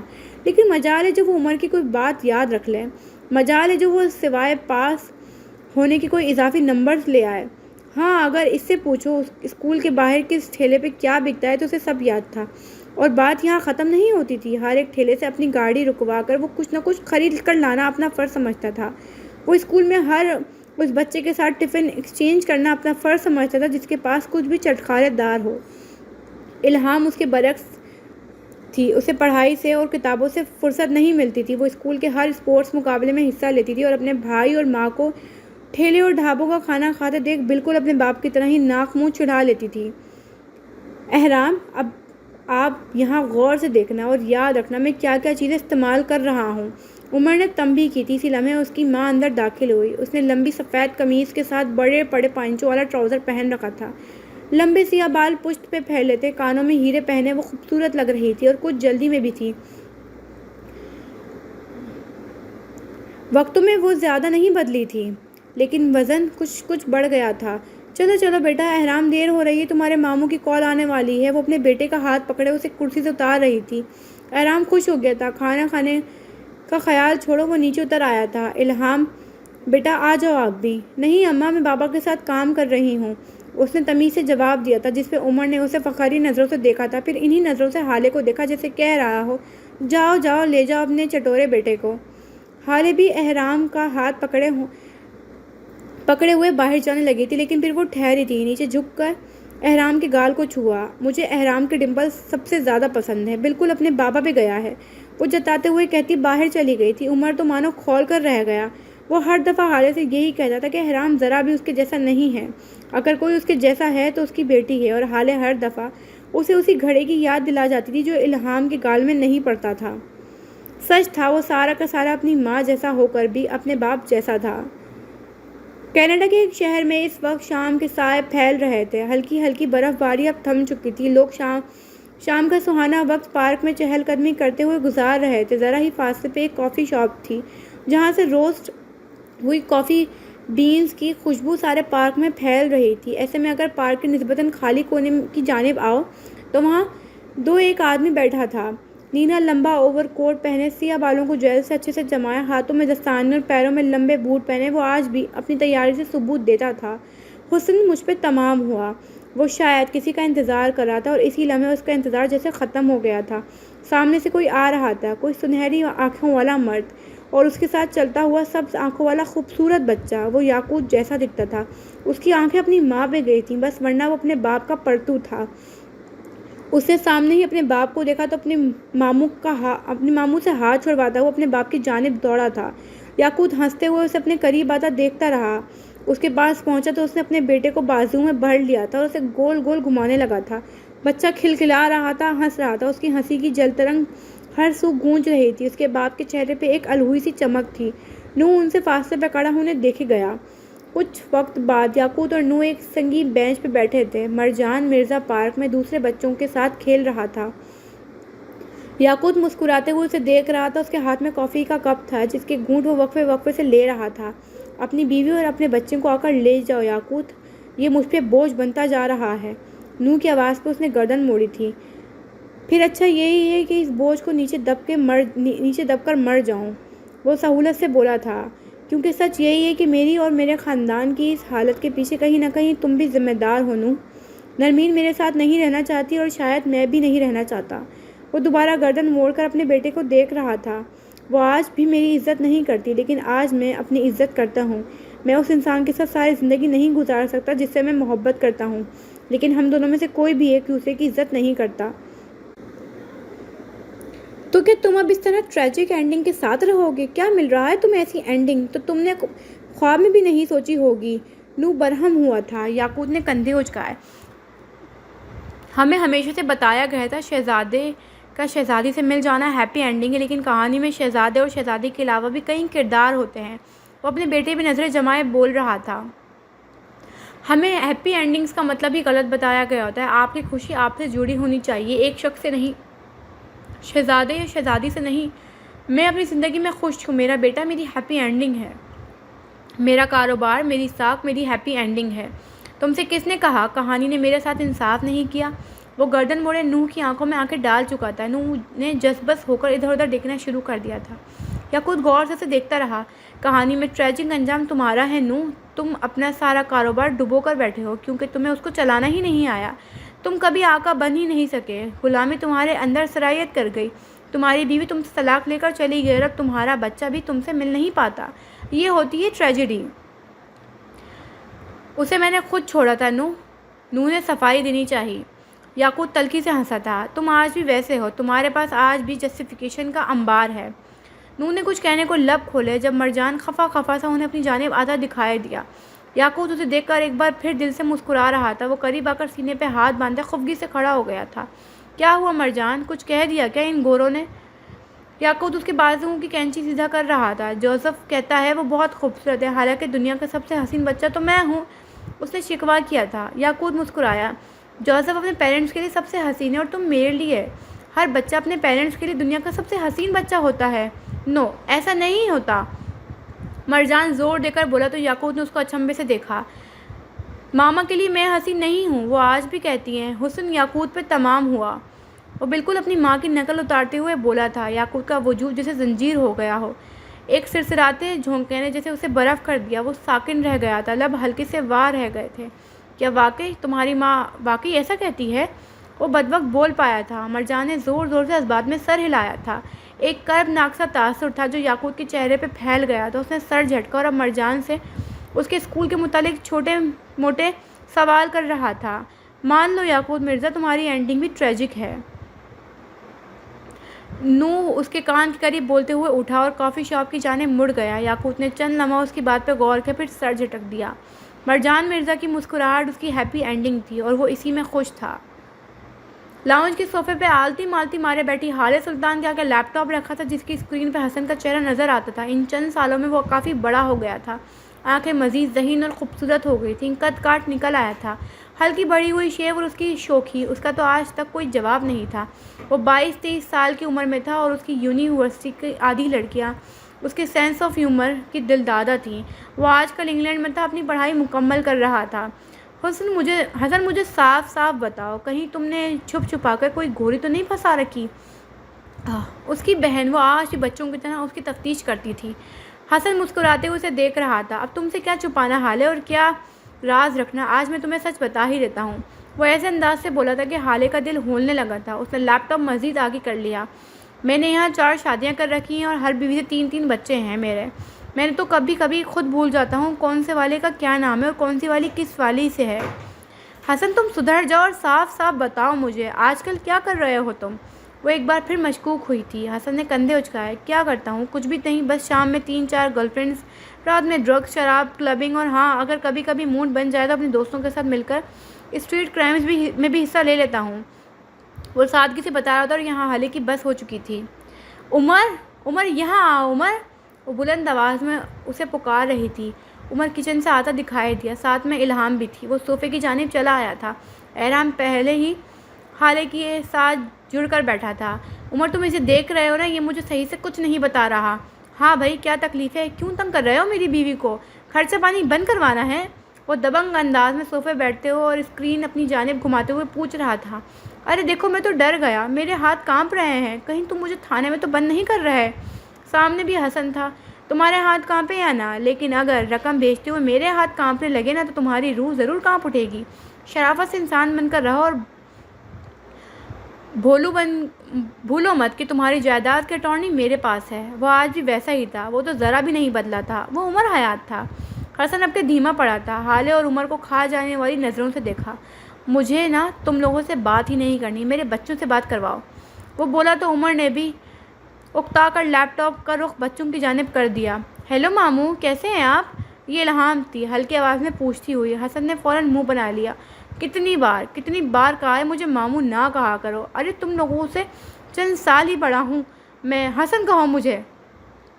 الہام اب اس سے کچھ کہہ رہی تھی اور وہ مسکراتے ہوئے سن رہا تھا۔ حالے اٹھ گئی تھی، اس کے پاس ابھی کرنے کو بہت کام تھے۔ حسن اب اگلے کئی گھنٹوں ان سے بات کرنے والا تھا۔ اسلام آباد کے ایک پوش ایریا میں بنی ایک اونچی عمارت میں بنا ایک آفس ہماری کہانی کا حصہ ہے۔ اس آفس میں دبے قدم داخل ہو کر اگر کمپنی کے CIO کے کمرے میں آؤ تو وہاں تمہیں پاور سیٹ سے ٹیک لگائے بیٹھا سفیر سلطان نظر آئے گا۔ ایش گرے ڈنر سوٹ میں ملبوس، پورے بال جیل سے جما کر پیچھے کو کیے، وہ سامنے بیٹھی لڑکی کو دیکھ رہا تھا جو کم و بیش اسی کی ہم عمر تھی، گوری گلابی رنگت والی شہلا رحمان۔ شہلا اس کی کولیگ تھی۔ وہ دونوں پچھلے کئی سالوں سے ایک ساتھ کام کرتے آ رہے تھے اور اب چند دن پہلے ہی شہلا کے پرپوز کرنے پر سفیر اسے شادی کرنے کی حامی بھر چکا تھا۔ اس وقت وہ دونوں اسی معاملے میں کافی چیزیں ڈسکس کر رہے تھے۔ تم اپنے خاندان سے کسی کو نہیں بلوا رہے سفیر؟ اس کی آواز نرم تھی، دل پہ پھوار کی طرح پڑتی ہوئی۔ سفیر مسکرایا تھا۔ میں بلا چکا ہوں مادام، اپنی کزن کو کال کی تھی میں نے، وہ آ جائے گی، اور دادا تو ہیں ہی میرے ساتھ، اور اگر وہ نہ آئی، تم نے کہا تھا نا تم لوگ اچھے ٹرمز میں نہیں ہو۔ شہلا کو بس ایک ہی صدمہ تھا، سفیر کے خاندان کا نہ آنے کا۔ اچھے ٹرمز کی بات پر سفیر بھج سا گیا، پھر نظر اٹھا کر شہلا کو دیکھا۔ وہ حال سلطان ہے، دلوں میں بغض نہیں رکھتی، مجھے یقین ہے وہ آ جائے گی۔ میری اپنی بھائی حسن سے بھی بات ہوئی ہے، اگلے ہفتے وہ بھی چھٹی لے کر آ رہا ہے، بڑی امی اور باقی سب بھی ہوں گے۔ تم فکر کیوں کرتی ہو؟ آخر میں وہ ہلکے پھلکے لہجے میں بولا تو شہرا کے تاثرات ڈھیلے پڑے تھے۔ اس نے چند لمحہ سفیر کو دیکھا اور پھر ہلکی آواز میں پوچھنے لگی، تم خوش ہو نا سفیر؟ میرا مطلب ہے اگر تم چاہو تو ہم مزید انتظار کر سکتے ہیں، میں ساری زندگی تمہارا انتظار کر سکتی ہوں۔ سفیر نرمی سے مسکرایا، میں نے خوش ہونا اور وقت کی تقسیم پہ سوال اٹھانا چھوڑ دیا ہے، تم فکر مت کرو، میں خوش ہوں، بہت خوش۔ تم میری ہیپی اینڈنگ ہو، میری کمپنی میں میری ہیپی اینڈنگ ہے، میں تمہارے ساتھ نئی زندگی شروع کرنے کے لیے بالکل تیار ہوں۔ اس نے یقین دہانی کروائی تو شہلا کے کندھوں سے بوجھ سرک گیا تھا۔ وہ اب شادی کے کارڈ کی بابت کچھ کہہ رہی تھی، سفیر مسکراتے ہوئے اسے سن پا رہا تھا، وہ اسے مسکرانے پہ مجبور کر دیتی تھی۔ رات گہری ہو کر عمر حیات کے بنگلے پہ اتر آئی تھی۔ جنوری کا مہینہ تھا، زیادہ نہ صحیح لیکن تھوڑی بہت ٹھنڈ تو کراچی میں پڑ رہی تھی۔ ایسے میں لان کے صوفے بیٹھی حال سلطان مسکراتے ہوئے اپنے سامنے سے آتے شوہر کو دیکھ رہی تھی۔ اس کے ہاتھ میں ٹرے تھی جس میں سب چائے رکھی تھی اور ساتھ رنگین میٹھی ٹکیاں ہیں۔ کوئی ٹکی وہ سرد رات ایک جھماکے سے یاد آ گئی تھی۔ وہ قریب چلا آیا، کپ اٹھا کر حالے کے ہاتھ میں تھمایا اور ہاتھ پہ پھیلی شال پھیلا کر اس کے گرد اڑا دی۔ اس سردی میں یہ شال غنیمت تھی۔ اپنا کپ اٹھا کر وہ اس کے پاس ہی بیٹھ گیا۔ تمہارا چٹورا بیٹا سو گیا؟ حالے نے گھوم کر اس کو دیکھا تھا۔ ہاں سو گیا، جس طرح تمہاری چغل خور بیٹی سو گئی۔ حساب بے باک ہوا۔ میری بیٹی چغل خور نہیں ہے، وہ بس اپنے باپ سے باتیں نہیں چھپاتی۔ عمر فوراً دفاع کر گیا تھا۔ حالے نے ایک ہاتھ سے شال اس کے اوپر پھیلائی تھی۔ اب وہ دونوں ایک ایک پلو سنبھالے بیٹھے تھے، سب چائے ہاتھ میں لیے ایک دوسرے کے قریب۔ اچھا عمر یہ بتاؤ، دونوں بچوں میں تمہارا فیوریٹ کون ہے؟ وہ جانتی تھی عمر اپنی بیٹی کا نام لے گا، لیکن میری فیوریٹ تو آج بھی تم ہو، وہ اسے لاجواب کر گیا تھا۔ حالے کھل کر مسکرائی تھی، دل جیسے اندر تک شانت ہو گیا۔ وہ کم اظہار کرتا تھا لیکن جب کرتا تھا دل کو چھو لیتا تھا۔ سفیر کی کال آئی تھی، شادی کر رہا ہے وہ، حالے نے اطلاع دی تھی۔ اس سے کہہ دو ہم نہیں آ رہے، خرچہ ہو جائے گا، اس نے کہتے ساتھ اپنی چائے کا گھونٹ بھرا تھا۔ تم ڈی ایس پی بن چکے ہو لیکن آج بھی اتنے ہی کنجوس ہو، مجھے یقین نہیں آ رہا۔ عہدہ بڑھنے کے ساتھ ساتھ میری پیسے سے محبت بھی بڑھ رہی ہے، کیا کروں؟ وہ اس کے ہاتھ میں میٹھی ڈلی دیتے ہوئے کہہ رہی تھی، تمہیں پیسہ زیادہ عزیز ہے یا میں؟ وہ بالکل سنجیدہ ہو چکی تھی۔ عمر نے ایک نظر اپنے خالی کپ کو دیکھا اور پھر حالے کے ادبھرے کپ کو۔ ظاہر ہے تم، وہ کہتے ساتھ اس کے ہاتھ سے کپ لے گیا تھا۔ حالے نے جانے دیا، وہ اس آدمی کو کئی ہزار بار اپنی چائے پلا سکتی تھی۔ کتنے سال گزر گئے عمر پتہ ہی نہیں چلا۔ حالے یاسیہ سے بولی تھی، آسمان پہ کھڑا چاند مہو سا ان کو تک رہا تھا۔ تمہیں کیسے پتہ چلے گا؟ اصل پتہ تو میرا بینک اکاؤنٹس کو چل رہا ہے، وہ جل کر بولا تو حالے نے کلس کر اس کو دیکھا تھا، پھر یکدم پیر نیچے اتارے۔ تمہارے ساتھ کوئی رومانٹک بات کرنا ہی فضول ہے، ادھر دو میری شال۔ اس نے جھپٹ کر اس کے کندھوں پہ ڈالی ہوئی شال اتار لی تھی اور تیز تیز قدم اٹھاتی اندر بڑھنے لگی۔ جب عقب سے آتی عمر کے آواز پر اس کے قدم زنجیر ہوئے۔ کیوں ہر وقت پیسہ پیسہ کرتی ہو؟ تم پہ تو عمر ساری دنیا لٹا سکتا ہے۔ حالت تھم گئی، اس کے لب مسکراہٹ میں ڈھلے تھے لیکن وہ مڑی نہیں۔ اور عمر حیات ایسا کیوں کرے گا؟ کیونکہ میں اس کے جج صاحب کی بیٹی ہوں یا پھر میرا چہرہ اس کے کسی عزیز سے ملتا ہے؟ وہ بغیر مڑے پوچھ رہی تھی۔ Because you are the woman I love with all my heart, وہ پکارا تو حالے بے اختیار مسکرائی تھی۔ اصولاً تو اب تمہیں بھی کچھ کہنا چاہیے مادام۔ اب کہ وہ مڑی تو چند لمحے اس کو دیکھا۔ تمہاری آواز اس کرائے ارض کا سب سے خوبصورت ساؤنڈ ہے، وہ عمر کو دیکھ کر بولی تھی۔ نہ کرو، میں رونے لگوں گا، وہ ایسے انداز سے بولا کہ حالے ہنس پڑی تھی۔ وہ اسے ہنستے ہوئے دیکھ گیا۔ شادی کے 6 سالوں میں وہ اسے 2 تحفے دے گئی تھی اور عمر حیات کے لیے پہلے سے بھی زیادہ عزیز ہو گئی تھی۔ وہ ہنس رہی تھی، پورے چاند کی رات میں اس کے اوپر چاند کی روشنی پڑ رہی تھی۔ عمر مبہوت سا اسے دیکھ رہا تھا۔ بلا شبہ وہ آج بھی اس کا پسندیدہ منظر تھا۔ بینز بلاسم کے اوپری منزل پہ اس وقت حالے سلطان اپنے آفس میں بیٹھی تھی۔ کام کم تھا سو اس نے ہارون کے ساتھ ویڈیو کال ملا رکھی تھی۔ لیپ ٹاپ کے چوکھٹے پہ وہ نظر آ رہا تھا، ہمیشہ کی طرح حشاش بشاش مسکراتا ہوا۔ اب آ جاؤ ہارون، 2 سال ہو گئے تمہیں لندن گئے ہوئے۔ حالے اسے گھرک رہی تھی۔ ہارون ہنس دیا تھا۔ اب اس بار آؤ تو آنٹی سے کہتی ہوں تمہاری لڑکی دیکھ رکھے، شادی کروائیں گے تمہاری۔ وہ جیسے سارے فیصلے کیے بیٹھی تھی۔ تم لڑکی ڈھونڈو، میں انکار نہیں کروں گا، وعدہ ہے۔ ہارون نے جیسے ہتھیار ڈالے تھے۔ حالے نے منہ کی زاویے بگاڑ لیے۔ اتنے اچھے نہیں ہو تم، مت بنو۔ اب آ جاؤ یار، میں تمہیں بہت مس کر رہی ہوں۔ جو آپ کا حکم، اگلے ہفتے آ جاتا ہوں۔ وہ مسکرا کر بولا تو حالے بھی ہنس دی تھی۔ چند ایک بات کے بعد وہ کال کاٹ چکی تھی۔ یہاں سے دور لندن کے ایک فلیٹ میں بیٹھا ہارون شاہد گہری سانس لے کر رہ گیا۔ اس کا چہرہ آج بھی پہلے دن جیسا کرب آیا تھا۔ اس نے میز کی دراز سے ڈائری نکال لی، ساتھ ایک پین نکالا۔ وہ سر جھکائے کچھ لکھ رہا تھا۔ میں اسے بھول نہیں سکتا، کم از کم اس زندگی میں نہیں، یا پھر شاید اگلے چند سالوں تک نہیں۔ وہ گردن جھکائے لکھ رہا تھا، نہ میں اس کا جوک لے کر بیٹھا ہوں، نہ سر میں خاک میں ڈالی ہے، لیکن دل کے زخم آج بھی ادھڑے ہوئے ہیں۔ وہ آج بھی اتنی ہی شدت سے یاد آتی ہے اور میں اس کی یاد کو روک نہیں پاتا۔ وہ ایک لمحے کو ہاتھ روک کر بیٹھا، چند گہرے سانس لیے، ایک بار پھر کاغذ پہ جھکا۔ اس کی یاد روکنا ایسے ہے جیسے سانس روکنا، اور تم نے انسانوں کو اپنی سانس روکتے ہوئے بہت کم دیکھا ہوگا۔ مسئلہ یہ نہیں ہے کہ وہ یاد آتی ہے، مسئلہ یہ ہے کہ جب یاد آتی ہے تو آج بھی پہلے دن کی طرح تکلیف کیوں ہوتی ہے۔ وہ لکھتا جا رہا تھا، لکھنا تھراپی، اور وہ صحت مند رہنا چاہتا تھا۔ میں وقت کی تقسیم سے ناخوش نہیں ہوں، لیکن میں بس اس کی یاد پہ بے بس ہونا چاہتا ہوں، لیکن شاید یہ جھوٹ ہے، میں ایسا نہیں چاہتا۔ میں ٹھیک ہوں، خوش ہوں، باوقار ہوں۔ اس نے سر جھٹکا تھا۔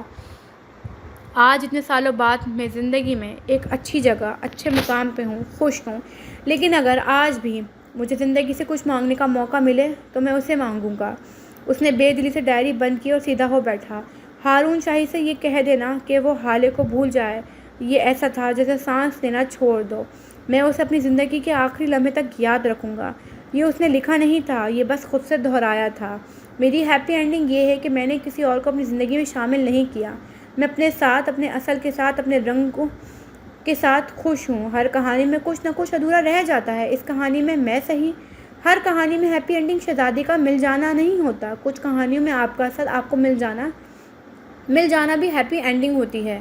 وہ اٹھ کر کھڑکی کے پاس چلا آیا۔ سامنے سڑک پہ ہی کچھ بچے فٹ بال ہاتھوں میں لیے گراؤنڈ کی طرف جا رہے تھے۔ کھڑکی میں کھڑے ہارون کو دیکھا اور پھر سب نے یک بارگی سے اسے پکارا تھا۔ وہ اسے دیکھ کر چہک رہے تھے۔ ہارون مسکراتے ہوئے کھڑکی سے ہٹ گیا تھا۔